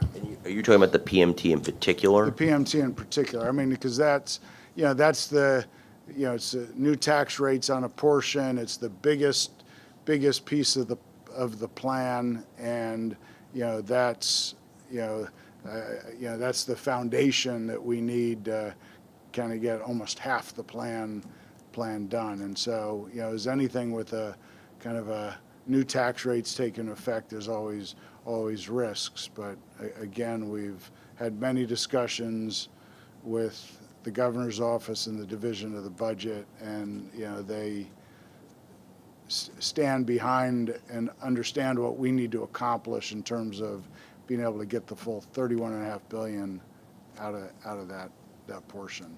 The other risks, federal, will we'll play it out. There's the reauthorization at the end of '26. Obviously, we had the victory yesterday where the judges blocked them from holding back our money as they battle us on congestion pricing. And, we control the issuance of our own debt, which is a big piece, but we need to keep our operating budgets balanced to be able to afford that new debt. So, Other comments or questions? Mr. Grodnick. Just a governance question. We voted back in September to approve the $68.4 billion capital plan. Subsequent action has now been taken by the state legislature. We are here again reviewing a $68.4 billion capital plan. What exactly is the action that we're going to be taking here? Is it an amendment to the prior plan, or is it a new capital plan, and how does that work with the requirements of state law? Well, despite what's going on in Congress, the parliamentarian still rules here, and I think technically what we're doing is resubmitting. We're approving the resubmission of the capital plan, which is pretty close to the one you approved back in September, with the addition of some specificity on particular where the ADA, location of ADA projects and some other projects. A little more specificity. That's all been circulated to the board. But in substance, it's the same capital plan that you approved, but which was vetoed, I just remind us, on Christmas Eve by the legislature on the grounds that the financial support for it had yet to be determined. Now that the financial support has been determined, we have to resubmit it to the Capital Program Review Board, which is comprised of representatives of the two houses of the legislature, the governor and the mayor. The mayor has a veto in effect on the city portion. So if it had not been vetoed, we would not need to take further action. Is that That's correct? right. Okay, That's right. okay, got it. Yeah. Okay, any other questions or comments before we call the vote? Okay, I will make the There's like the cue for me to read the formal thing. Oh, you have to read it. Yes, yes. I'm so bad at That's the okay. logistics, aren't I? Go ahead. A Steve silly Lohr, formality. ladies and gentlemen. Thanks. All right, good afternoon, everybody. As we've just discussed today, we're seeking board approval of the MTA's proposed $68.4 billion 25-29 capital plan, as well as board authorization to resubmit the $65.4 billion CPRB portion to the state CPRB. As you guys know, the capital plan includes a multitude of critical investments to rebuild, improve, and expand the MTA network. These include over 2,000 new rail cars and 2,500 new buses, at least 60 newly accessible subway stations and 6 newly accessible rail stations, over 75 miles of modern subway signals, significant investments in climate resilience, our power infrastructure, and critical structures like the Grand Central train shed, the rollout of modern subway fare gates, and the start of the Nerenberg Express. While the size of the plan remains unchanged since the board's original approval back in September, this resubmission today identifies additional candidate project locations in areas like ADA stations, station renewals, power facilities, and elevator and escalator replacements. It also highlights over $6 billion in work to be performed by in-house forces, including structural repairs, station improvements, and power upgrades, which will result in over 300 new MTA jobs. As Kevin outlined, the plan anticipates funding from a mix of federal, state, city, and MTA sources, which I won't list again. And so on behalf of the hundreds of MTA staff who contributed to its development, I proudly submit the 25-29 capital plan for your consideration and vote. Okay, so Paige tells me now you move it. Dope. I'm making the motion. I'm very proud to make the motion. May I have a second? Dr. Rizzo seconds. All in favor of resubmitting the capital program as described? Aye. Any opposition or abstention?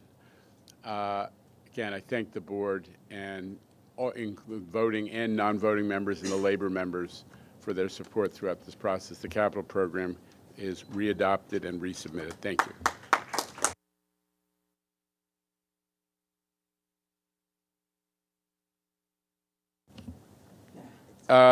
The next item of business is a labor matter, so I need a motion to convene an executive session pursuant to the Public Officers Law. So moved. Thank you, Blanca Lopez, second, Hayden Mahaltzis.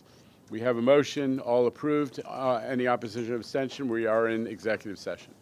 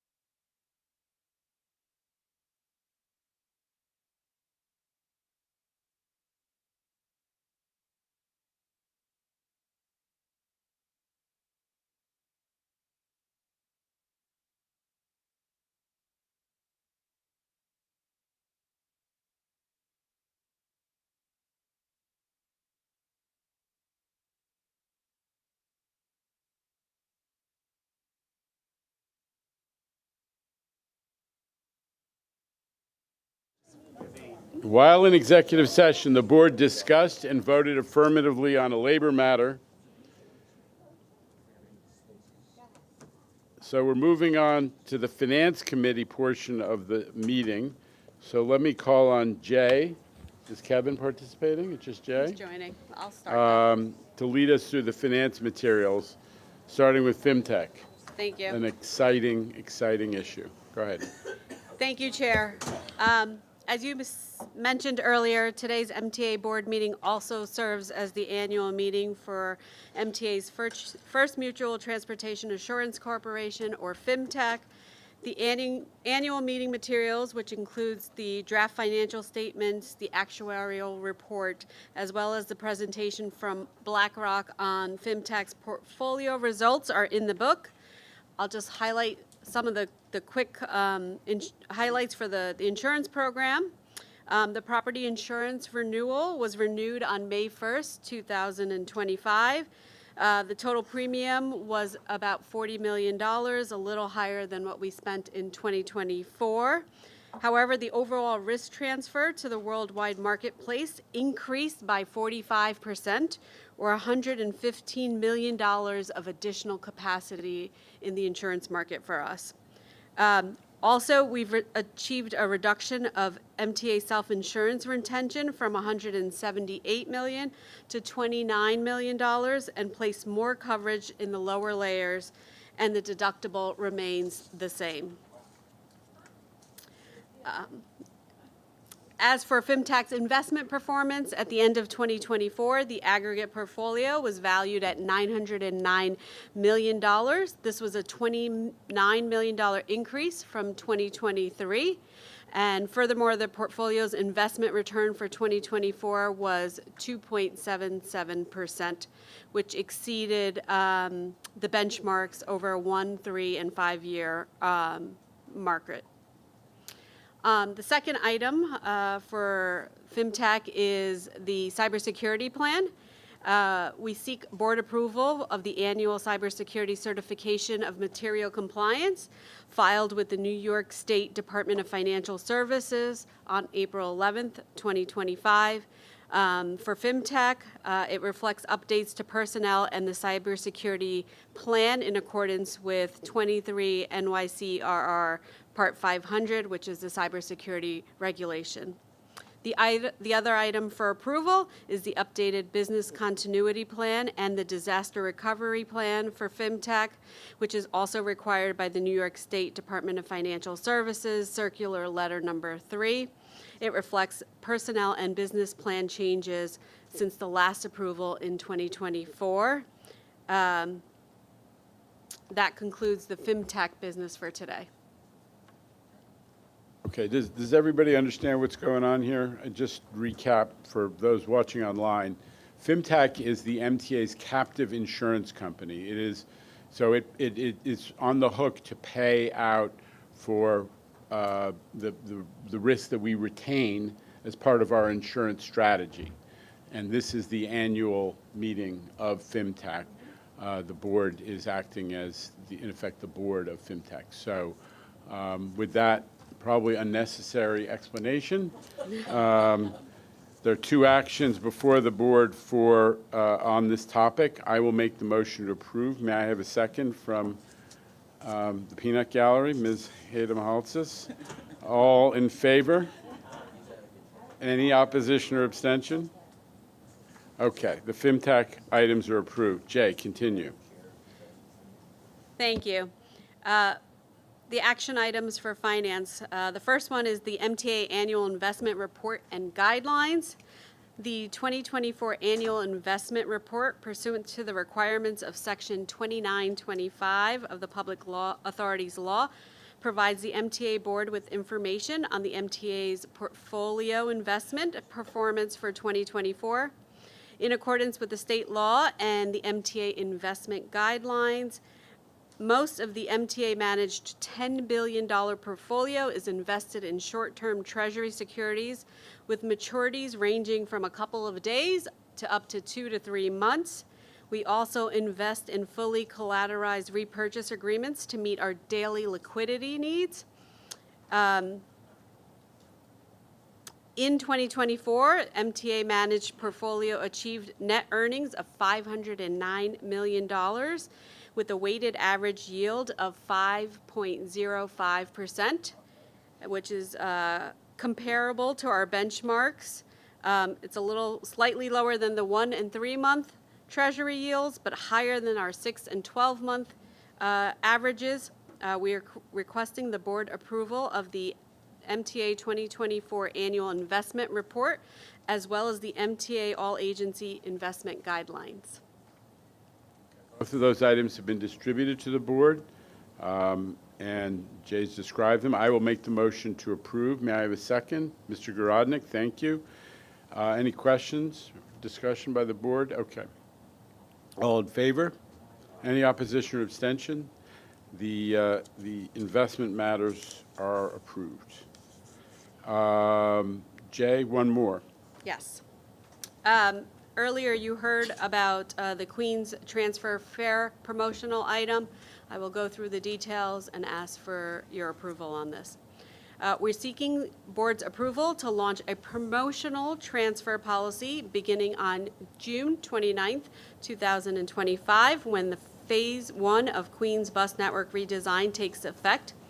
This promotional transfer policy would be in effect for approximately 6 months to January 2026.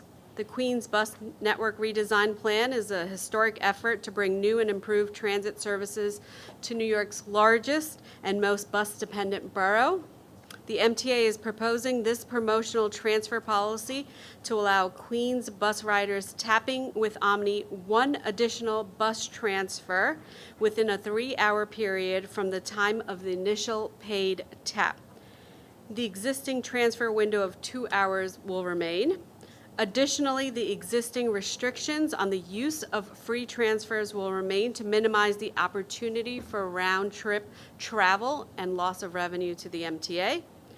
By implementing this promotional policy, the MTA will identify permanent special transfer privileges routes for 2026.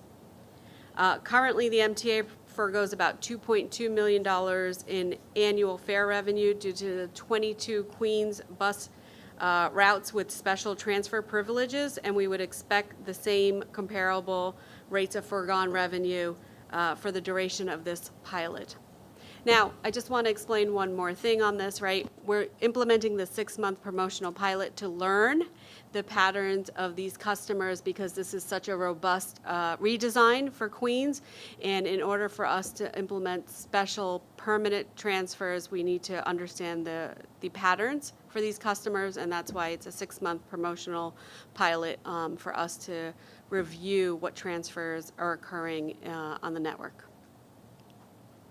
Any questions? Any questions? Comments? Okay. I'll make a motion to approve. May I have a second? Thank you, Ms. Soren. All in favor of the proposed promotional transfer policy? Any opposition or abstention? The item carries. The transfer policy is approved. So, Finance Committee information materials, Jay? Sure. In your book, you will provide, you will see that there's the MTA Deferred Compensation Program, our annual station maintenance billing staff summary. You heard in Audit Committee, the 2024 Quarter 4 financial statements were presented. There's also a presentation on our MTA-sponsored pension and retirement funds report, and also the traditional consolidated reports. Couple things I want to highlight for the consolidated reports. Overall, year-to-date, the MTA is favorable on revenue, subsidies, and expenses by $257 million.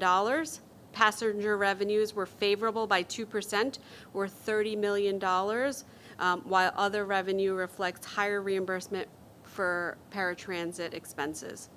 Other subsidies are favorable by $129 million, primarily driven by the payroll mobility tax and real estate taxes that have been higher in the first 4 months of this year. And expenses were slightly favorable to budget by almost $40 million as well. congestion relief revenue, I always report at Finance Committee, so I just wanted to give you the results for the month of April and then year-to-date. We continue to be on target with our projections. The program collected $56.7 million for the month of April, making year-to-date revenue totaling $215.7 million. We also had accrued expenses of $46.7 million through April, for a net $169 million for the first 4 months of congestion relief revenue net. Questions or comments on the information items? Okay, we're holding to projections. That's, Correct. I think, the message. We do have, I mean, I'm just talking about the expenses, the net on our expenses and revenues. The paratransit costs are real. They are, because we're getting so many more riders and making so many more trips, our costs have gone up dramatically. This is one area where the budget resolution did not, we're obviously extremely grateful to the governor in particular and the legislature. But one thing that didn't come out exactly as we had hoped is the city is not reimbursing us more for paratransit. So as the costs go up, along with ridership and demand, which is good news. People are liking the service. They're getting better service. They're using it more, but we are footing more of the bill. And that is going to be something to be watched as time goes on, because it's going to contribute to the fiscal challenges that I think Neil referred to earlier. But with that, thank you, Jay, for the information items. And I'm going to put it over to Lizette for procurements. There are 3 MTA headquarter items this month for Finance Committee approval in the estimated amount of $22.2 million. These actions are found in the Finance Committee book. The first item is a request to award a 3-year non-competitive personal services contract to Marine Tiger Technologies Corporation to furnish project management consulting services for the transition to the new paratransit technology system, which provides essential scheduling and routing support for daily paratransit operations. The contract's estimated value is $5.6 million, and Marine Tiger will work with Paratransit to closely manage the selected PTS vendor that will build the new system, ensure that it meets all of the business and technical requirements, and that it will be delivered on time and on budget. The second item is a request for board approval to ratify the modification of a competitively negotiated personal services contract awarded to Cubic Transportation Systems for customer service point-of-sale terminals in the amount of $1.5 million and an additional amount of $2.11 million to cover 2 one-year options. The total requested amount is $3.65 million. This modification covers a 3-year service agreement, which includes 28 months of retroactive services for Cubic to provide all labor and materials for remedial and preventative maintenance of the customer service point-of-sale terminals, the development of software for key performance indicators, and procurement of 3 additional point-of-sale terminals. The third and final item is a request for board approval to ratify a modification of the base contract to Cubic for customer website AI chatbot service feature in the amount of $2.9 million and an additional amount of $9.96 million to cover 1 5-year option. The total requested amount is $12.9 million. The chatbot diverts call volume away from the Omni call center by allowing customers to obtain information directly by typing their questions into a chat box. The modification includes 31 months of retroactive services and covers the development and ongoing services for the chatbot and continued software updates and maintenance. Any questions or comments on the proposed items? I'm sorry, Blanca Lopez. For the last procurement that you just read, the chat box, is it just to do away with everything else and just have the chat box, or to add on to their portfolio of customer services the chat box? Because I, for one, don't like chat boxes. Yes, it is to supplement the call center volume. So it would divert call volume to the chat box. Okay, thank you. It's already going on. Yes. The truth is, this is just one of the many business issues that needed to be negotiated with Cubic. And now it's resolved financially before the board. Hayden Mahaltzis. And Mr. Chair, where are we with the other Cubic issue that we have? Which one, with the Omni, the delay? payments, right. Jamie, do you want to take it since you're at the table? Yes. We are, all systems forward, hell-bent on having this vendor complete the build-out, functional build-out of Omni by the end of the year, which we've made the commitment to do if we're going to sunset MetroCard. And that is happening. As part of that build-out, as we see more and more of our customers move over to Omni, there are things that are identified, things that need to be reinforced within the system. We've identified those. In some cases, it's us identifying them and not Cubic, which is concerning and upsetting to us. But we have been directing Cubic to fix those, to fortify the system so that it works for the full complement of our passengers riding, and they've been doing that.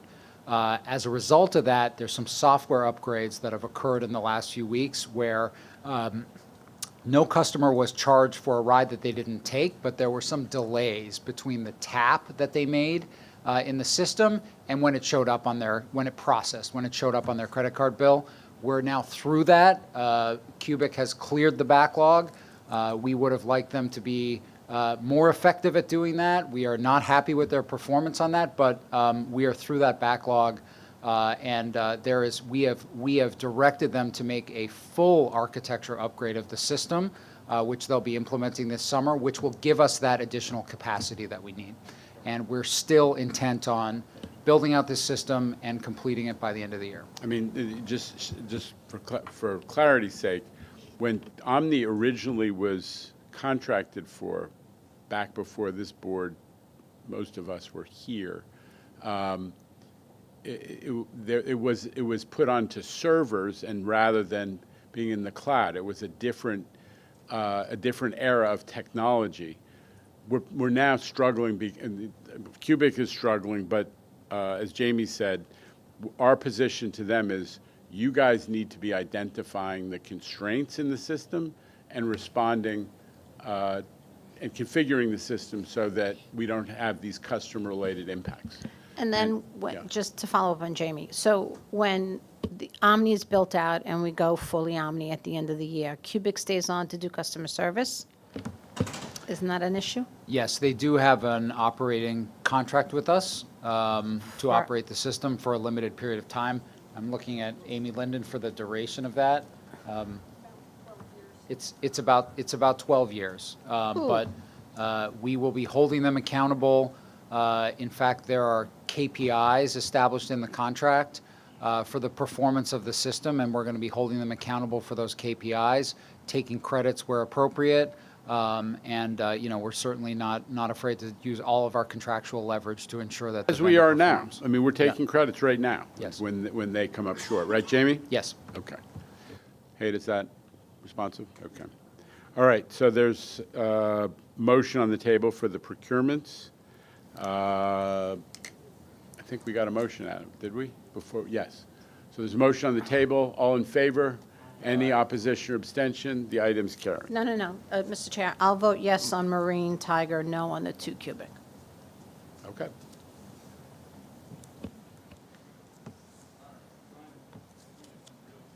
We have some real estate items. Mr. Florio. Real estate has 1 administrative and 5 transactional action items for consideration and approval. The administrative action item is for the MTA, and it's an authorization to acquire property interests by negotiated agreement or eminent domain in the Bronx and New Rochelle for the Penn Station Access Project.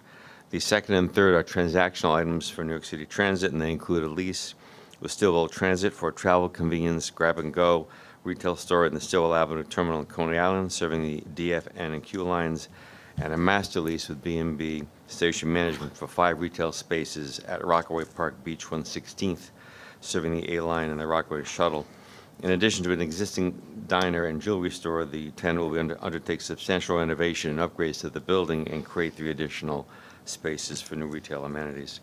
The final 3 transactional items are for MTA Metro North Railroad, and they include a license with Global Java for food and beverage retail and the downtown inbound platform at Larchmont Station, a lease with the Grand Concourse for a cafe and bar in the Poughkeepsie Station waiting room, and a lease agreement with Viz Group for a restaurant in the shuttle passage at Grand Central Terminal. It's the former Rite Aid space. Happy to answer any questions regarding those action items. David, where in New Rochelle is the first one you discussed, the easement in New Rochelle? It's there are 18 properties. There are 18 properties along the Bronx. They're listed in they're all along the Amtrak right-of-way. But they're on the New Rochelle, they're on the Westchester side, not on the Bronx side. Bronx and New Rochelle. The Bronx and New Rochelle. Okay. Yeah. I can get you more detail if you like. Okay. Okay. So I'll make the motion to approve the real estate items. Second, Mr. Herbst. All in favor? Any opposition or abstention? The items carry. 4 information items, Mr. Florio.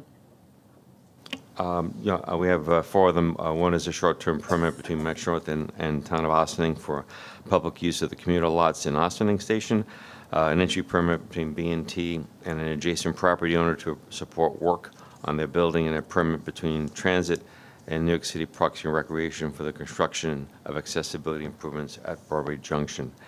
And we also have the report on retail agreements entered into directly by the real estate department. Okay. So the information items are in the book, and those are the ones you just enumerated.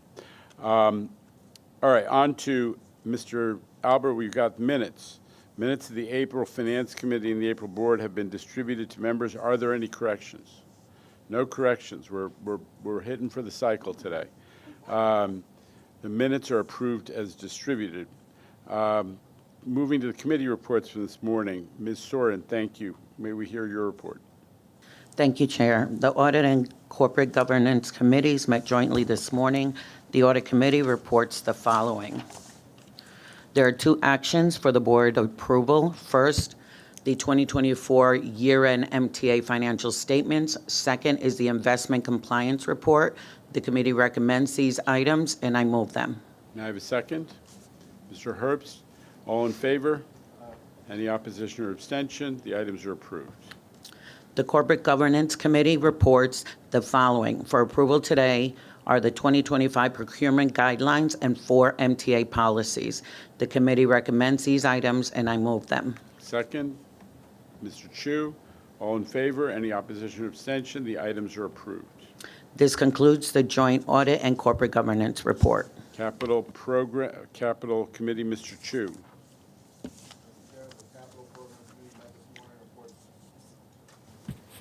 The Capital Program Committee met this morning and reports the following. Construction Development has 27 actions for a proposed expenditure of $35.6 million. The committee recommends these items, and I move them. Second, Mr. Mack. All in favor? Any opposition or abstention? The items are approved. The operating committees also met jointly and have, as I understand, no board items for approval today. But I am told to send it to Ms. Mahaltzis to say exactly the same thing, but that's wrong.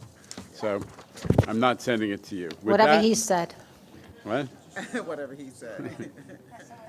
Okay. All right. Adjournment. Let's all get together on that one. May I have a motion to adjourn? Thank you, Ms. Soren. Thank you, Mr. Chu. The meeting is adjourned.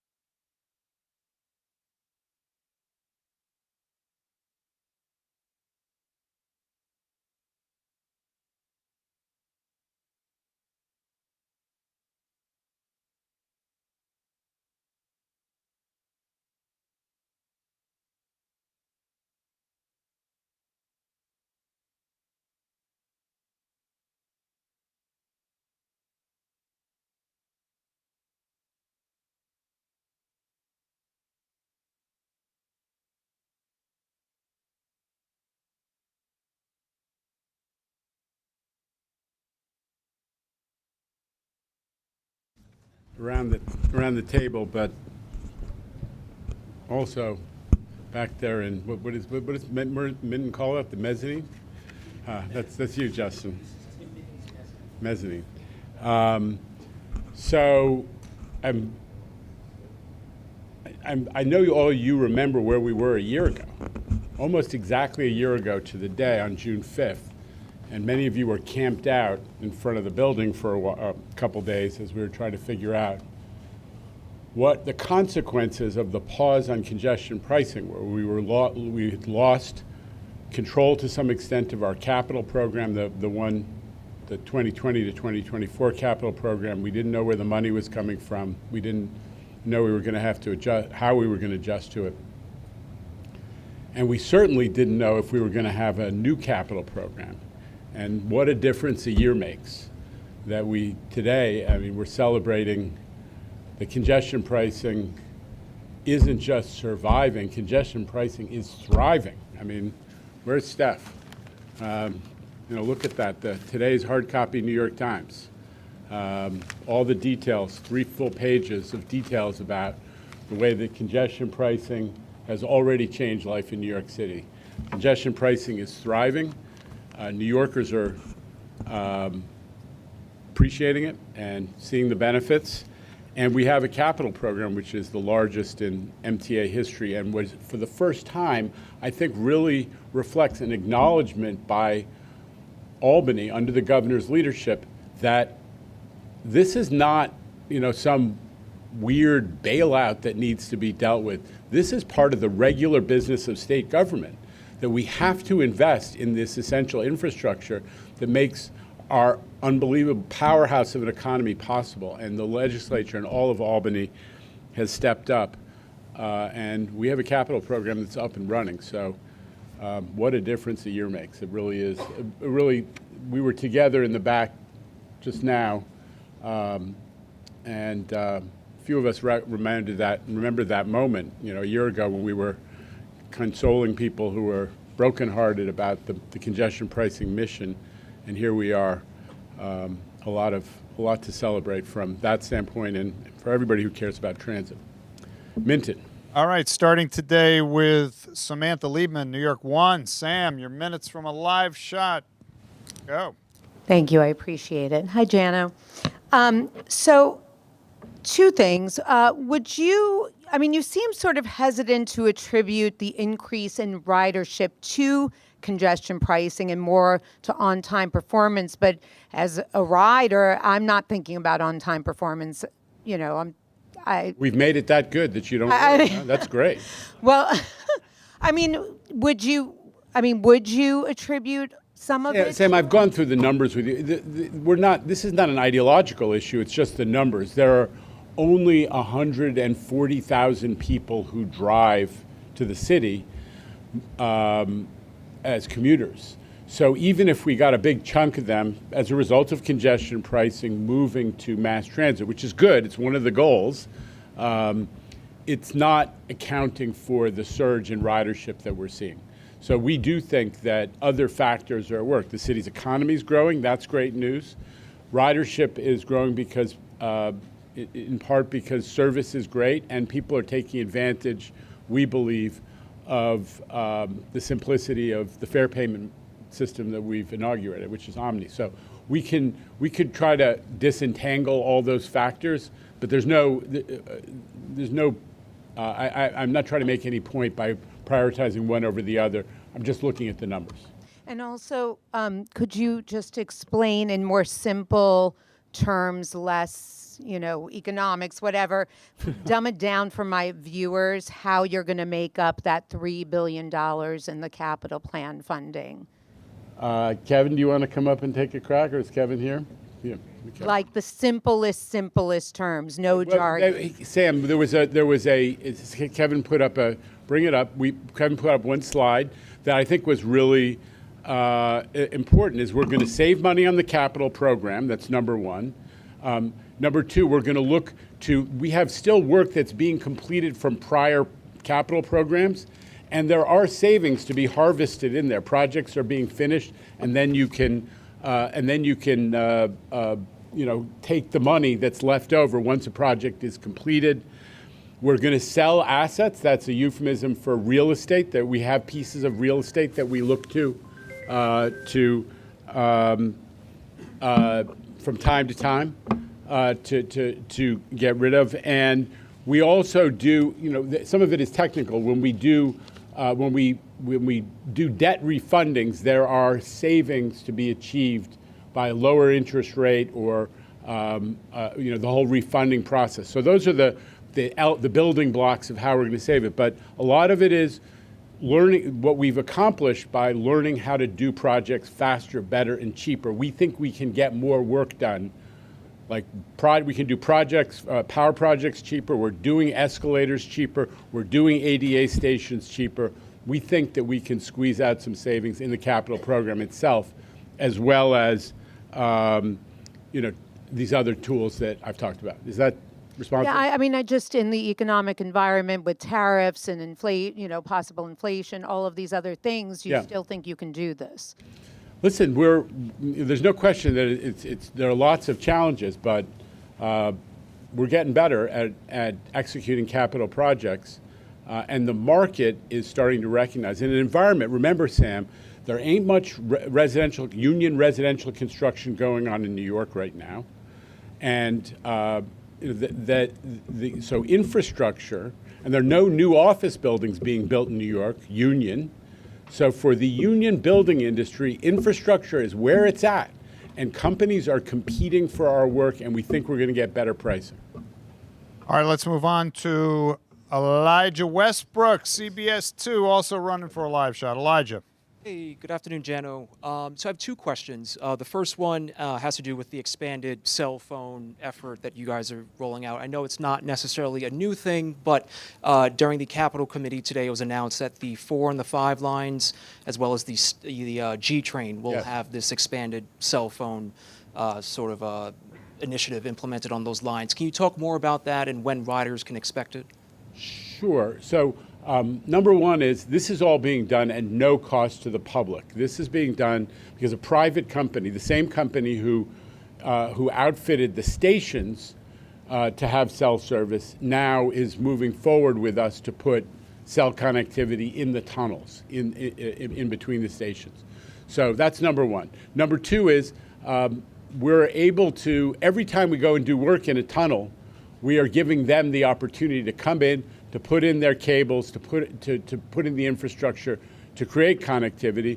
And right now, the next one up, and there are going to be many more to follow, is the 4 and the 5 train between Brooklyn and Manhattan, from Borough Hall into Bowling Green, and then the G train. So, but every project, Elijah, that we do that's in the tunnels, we say to Transit Wireless, which is now called Bolden, come on in, lay your cables, and let's give the riders more cell connectivity. They've got it on the Times Square shuttle. People love it. Some people complain they have to listen to too many domestic arguments, but we're going to give them that connectivity. Just really quickly, do you know when riders can expect it on those particular lines you mentioned? It's the next year or two, right? Yeah, it's in the next year or so. Next year or two. Yeah. One more thing on an unrelated note. This is for another reporter at CBS. He's doing a story about the incident that happened on the BX-19 bus. I believe it was overnight. NYPD's looking for a suspect who attacked bus riders in the Bronx with a pipe on multiple occasions. What are your comments on this investigation? Well, when anyone attacks one of our riders, our reaction is we want the cops to collar them as quickly as possible, and we want them prosecuted to the maximum possible extent. We have plenty of video. We always do on buses, and we're confident the cops are going to catch him, and we want the criminal justice system to give it to him good. All right, moving on. He's here in person from the East. Alfonso Castillo of Newsday. Alfonso. Hi, Jana. A question that might be for Kathy. She mentioned Suffolk County joining the Joint Task Force on ghost vehicles, and just interested in how that might work a little further away. They don't share a border with you. They don't have tolls. I know Commissioner over there has raised that, some of those issues as potentially a disincentive to joining. What are the benefits of having a Suffolk County as part of the task force? You know, and I think when you look at our our customers, right, they come from the entire region. So whether they're coming in from Suffolk County, Nassau County, Westchester, this is a regional problem, not just a 5 boroughs problem. So any partners we can add that highlight that we're going to go after these people and we're going to take their cars away and we are going to, curtail this problem. Any partner that comes in is a benefit. Okay, thank you. For JANO, there were some Long Island Railroad union officials who spoke about this contract that passed, as they described it, suggested that this might end up the way New Jersey Transit did. I mean, is that something that riders should be concerned about? Yeah, I'm not going to comment on labor negotiations, but just folks who follow the process know that under the federal law, commuter railroad unions are entitled to go to Washington for mediation, the National Mediation Board, the NMB. They're in the middle of that process, and that process is ongoing. We don't see any, they would have to get released from mediation, and then there's a whole other long, lengthy process before anybody could do anything like a job action. And we don't see that happening in the near term. But we're going to continue to negotiate with those unions to resolve, as we have with the other large Long Island Railroad unions already. All right, let's move to Dave Colon of Streets Blog. He is keeping hope alive. Be nice. Be Keeping nice. it alive. Dave. Very little left to live for, but I have these questions.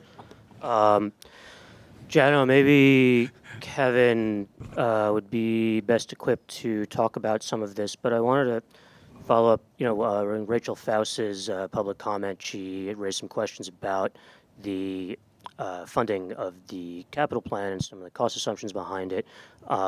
So, she asked for certain things to be made public, including how much you think you're going to be raising every year from the PMT from 26 to 28, and also, if you could share how you put your cost inflation assumptions into the capital plans, overall plan. So, is the MTA going to make any of that public? Is this going to become something that people can take a look at so they can understand? Reinvent Albany is a very thoughtful commentator on MTA stuff in general, in particular our finances. We have billions of lines of data out there. We'll take a look at what else she's asking for. But I think that if you look at the videotape, Kevin answered the questions about the assumptions underlying some of the capital program financing. So I think he addressed those directly. I'm just going to let those comments speak for themselves. Dave, you're a Knicks fan like you can definitely good at watching the videotape and learning from it. So go. Come on, that's a cheap shot. I also guess I will return with one of my own then, which is the tendency, the idea of the capital plans are supposed to be, well, we don't finish it in 5 years, but we commit everything within 5 years. This one does not seem like that is going to be the case. If you're committing $65 billion over the next 5 years, including stuff from the 2020 to 2024 plan, how long do we really think this one's going to be going for? 10 years, 15 years? Well, I mean, I think we definitely have to ramp up. There's no question in terms of the speed, the pace of the commitments and the obligations. But I think under Jamie's leadership, C&D already showed that they did 12 in the 1 year where they were unfettered, where, for example, we didn't have to pull back because of the pause on congestion pricing or COVID or something else. And so I think that they can maintain the pace that Kevin outlined. Yeah? All right. You want to come on up? But so I'm confident they can maintain the pace that Kevin outlined. But, just remember that some of the overhang from the last capital program is the result of the hold that was put on new obligations, new contract awards during COVID, and then we had the pause on congestion pricing. So there is a little overhang, but we have organized around executing on it. Go ahead. We're very confident we can maintain that pace, the $15 billion a year, which Kevin outlined. Keep in mind, first of all, a lot of the program is already moving. I mentioned that we've moved roughly half of the total value of the capital plan already forward and sort of created projects and are getting them into design. And also, we have a lot of big ticket items in this plan. We have a lot of rolling stock, a lot of train cars and buses to buy, more than $10 billion. So that's sort of a separate element. We also have, from the last capital plan, Second Avenue Subway is a mega project that's moving forward sort of on its own path. So we're very confident we're going to get this moving very quickly now. Yeah, I mean, that the point bears underscoring, Dave, that so much of the capital plan is now into rolling stock. It's not subject to the same throughput constraints, if any, of our procurement and our design and engineering of physical capital projects the same way. It's a different path. All right, we go over to the Hudson River Pavilion where Michelle Kasky is standing by from Bloomberg News. Michelle, good afternoon. Hey, Jano. So I know you started talking about congestion pricing and court yesterday, but can you say anything about any news coming out today with the case? It looks like maybe that the judge just gave you guys a preliminary injunction, not just a TRO. I don't have. And I don't. I think you're ahead of me. I don't have that. Okay. I believe it's true, sir. Okay. Well, listen. And if that's the case, what I think, I just need to, if the MTA can confirm that, what that means is that congestion pricing will most definitely continue without any kind of risk of a pause. Here comes Paige. She knows. Until the judge. I don't know what happened, so it's really. I would be careful about pausing with Paige. Come on up. Help me out here, Paige. The only thing I will say is I'll confirm that Judge Lyman did issue a preliminary injunction. We just received it. Have not looked at the details of his decision, but it's positive news. As the chairman said, the judge said yesterday that there was a likelihood of success in the merits, and that decision supports that. But when you say that's positive news, meaning, does this definitely mean that congestion pricing will continue until the judge makes his ruling on the merits of the? Listen, I think the judge has made it Part of pretty the clear case. what he does not want, and I'm confident that that will continue in force as necessary until he has an opportunity to decide the merits of the case.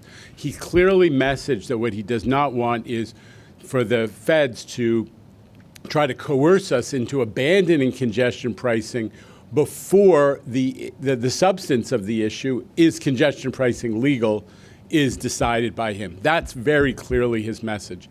So I'm confident that restraint on the federal government is going to continue for some time. All right, right next door, we're going to the purveyor of the On the Way newsletter, everybody. From WNYC in Gotham, it's Steve Nesson. Steve. Hey, Jano. If I could have just two quick questions, one easy, maybe the second one less easy. One question is, I think 2.5 years ago, Omni took down the ability to check the transaction history, and on the website it just says MTA is evaluating new tools. Yeah. Is that going to come back, do you think? I'll have to get back to you. I just don't know the status of that particular feature of Omni. I just don't know it. And second question maybe is more fun to answer. When Andy Byford resigned from the MTA in 2020, he said it was because he lost his ability to do the construction projects. They were turned over to you as head of capital construction. Do you feel there's a certain amount of irony now that Byford's returning to lead the Penn Station project and it was just taken away from you? I think the point of that question is for you to ask it, and so we've finished that. Listen, here's what I would say. It's good news that Andy Byford has been put in charge of the Penn Station project. When the federal government announced that they were taking control of the Penn Station project, there were a lot of people who said, do you think anything will happen? Well, now, it's still uncertain where it's going to head, but you've got somebody who has worked in rail and in transit, and is clearly capable of understanding the importance of that facility to subway customers as well as to rail passengers, and somebody who's a transit professional that we all respect. I think that is very good news. Where the project is headed is still an open question. The governor's made it clear that she expects the federal government to take leadership and take responsibility financially for this project, and we haven't begun to have discussions about the substance yet. All right, if we could direct attention to the Zoom machine, sir. We've got Hank Russell. He's from Long Island Life and Politics. Hank.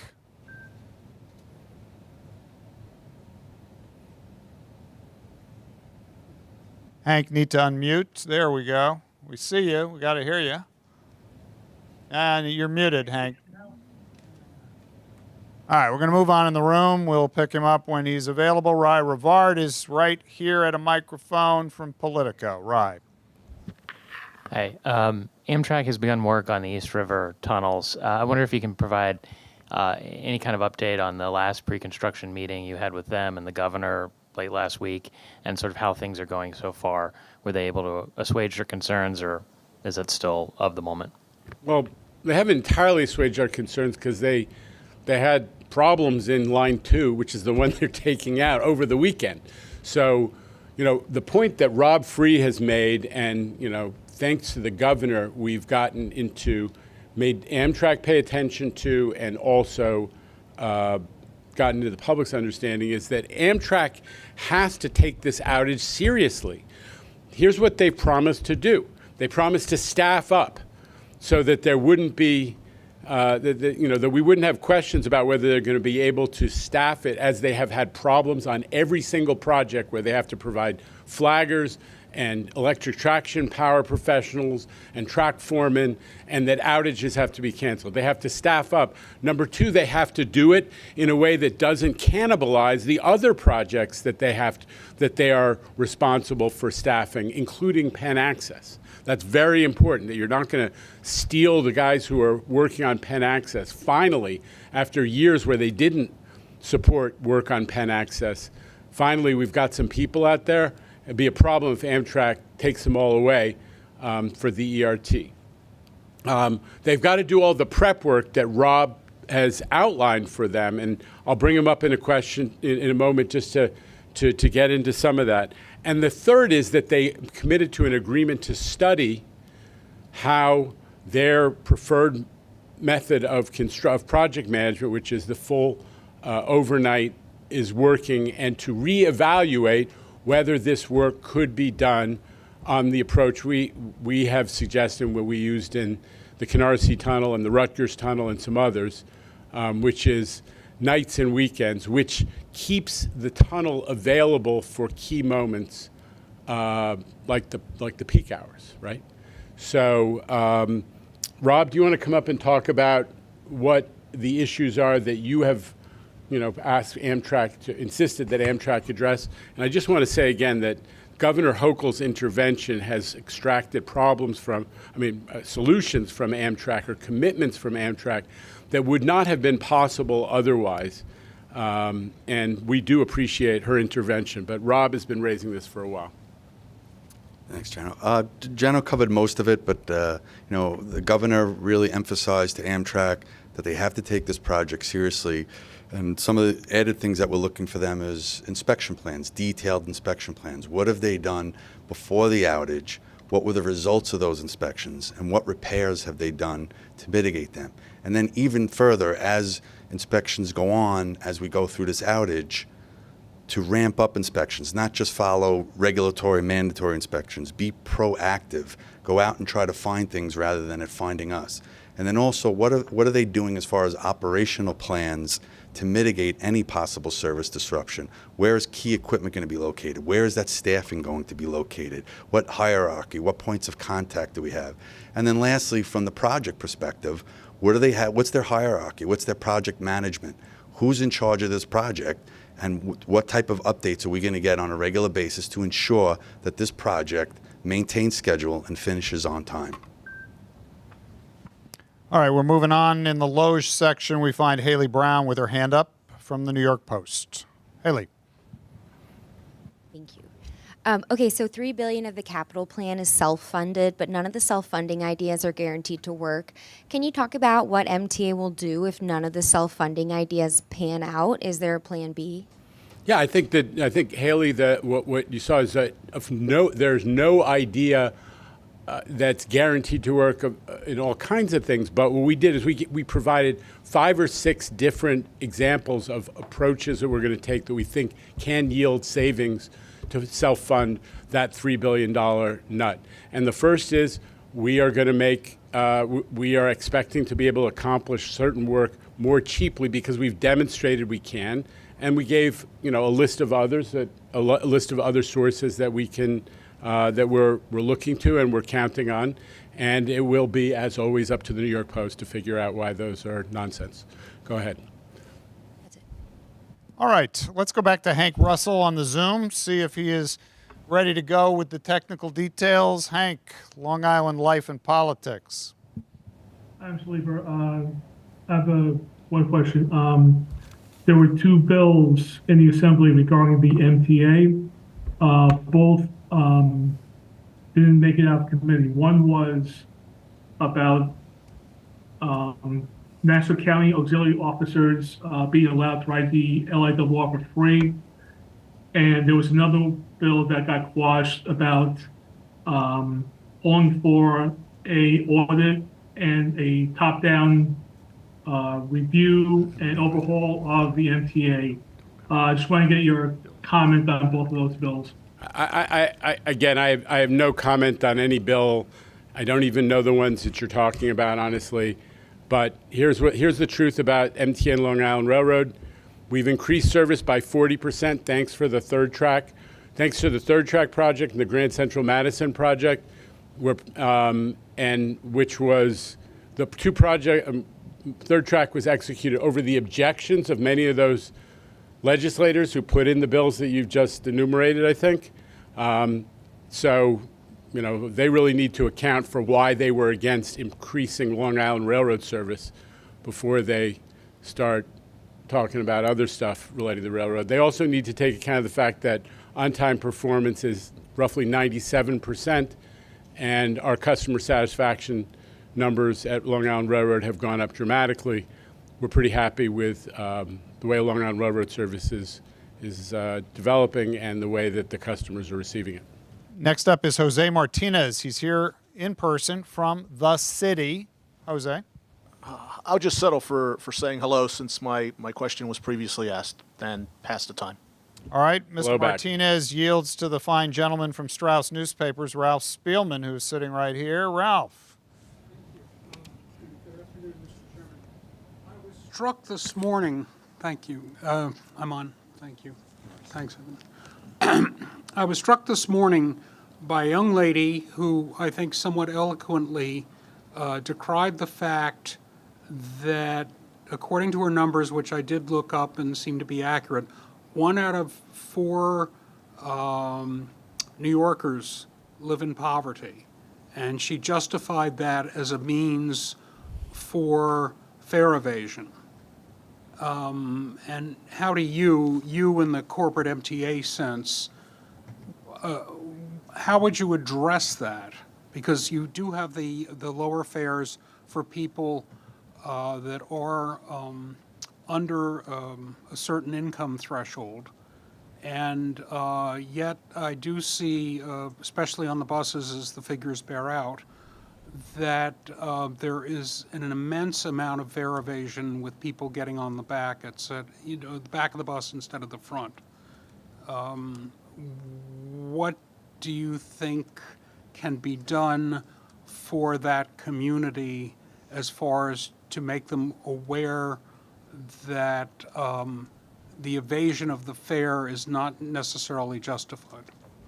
Okay, a lot of issues to unpack there. I mean, the number one response I would have, Ralph, is that MTA in our fight against fare evasion has always prioritized making sure that fare evasion is never a crime of poverty. So we have been huge advocates of the so-called Fair Fares program, which is operated by the city, but we've gone a step further. Number one, we've advocated for raising the eligibility threshold so more people who are low income, poor, whatever terminology you use, can qualify. It does not seem fair to us, FAIR, that the federal standard for poverty, which does not take account of New York's cost of living, was being used as the eligibility threshold. So we push for it to be raised, and it has been, and we are continuing to push for it to be raised further. Second is, we have been advocating for quite some time for more aggressive efforts to market the program to people who are eligible. Only about half, where's Shanifa? About half of folks who are eligible for the program now actually are enrolled in it, and that's frequently because of a lack of information. So we urge the City of New York to allocate some of the funds of the program, which in the past couple of years have not all been spent because there's an under-enrollment, to use some of that money to market the program directly to low-income folks in their neighborhoods, not sending them letters, but actually going face-to-face, door-to-door, or standing at subway stations or otherwise. So we want everybody who's eligible to receive it, and we want more people to be eligible. The other thing we're doing, and Shanifa should drum in, is really messaging how important, that we want to make sure that that people who are fare evading are not viewed as, they're just doing something that's a victimless crime, that people understand that it hurts everybody, that it is actually driving up the cost of providing the service. And that means that the large majority of low-income folks who depend on mass transit, and they do disproportionately, are actually ultimately getting charged more, whether it's through having to have a higher fare, even if it's by a penny or two, or by having a higher tax burden, okay? So it hurts everybody. Fare evasion hurts everybody. And we are trying to get that message across. Shanifa, do you want to talk about some of your efforts? Yeah, so I would also add a couple things. One, several times a month, we do go out into the system with President Critchlow and do in-station enrollment program where we advertise and promote that we are having the City Fair folks present, and they are actually enrolling people on the spot.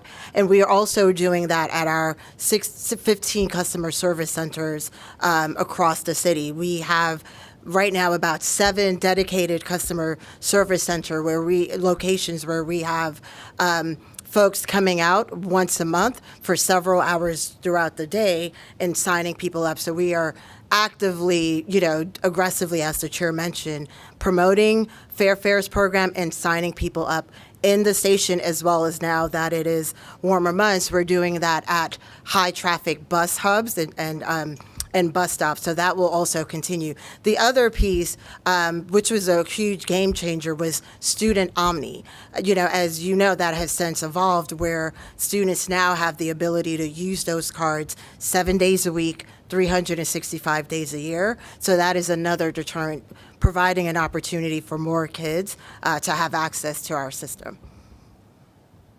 All right, we close out the proceedings now with Mr. Evan Simcoe Bednarski of the New York Daily News. Evan. Does he always run you towards the end of the thing? Is it? It takes a while to.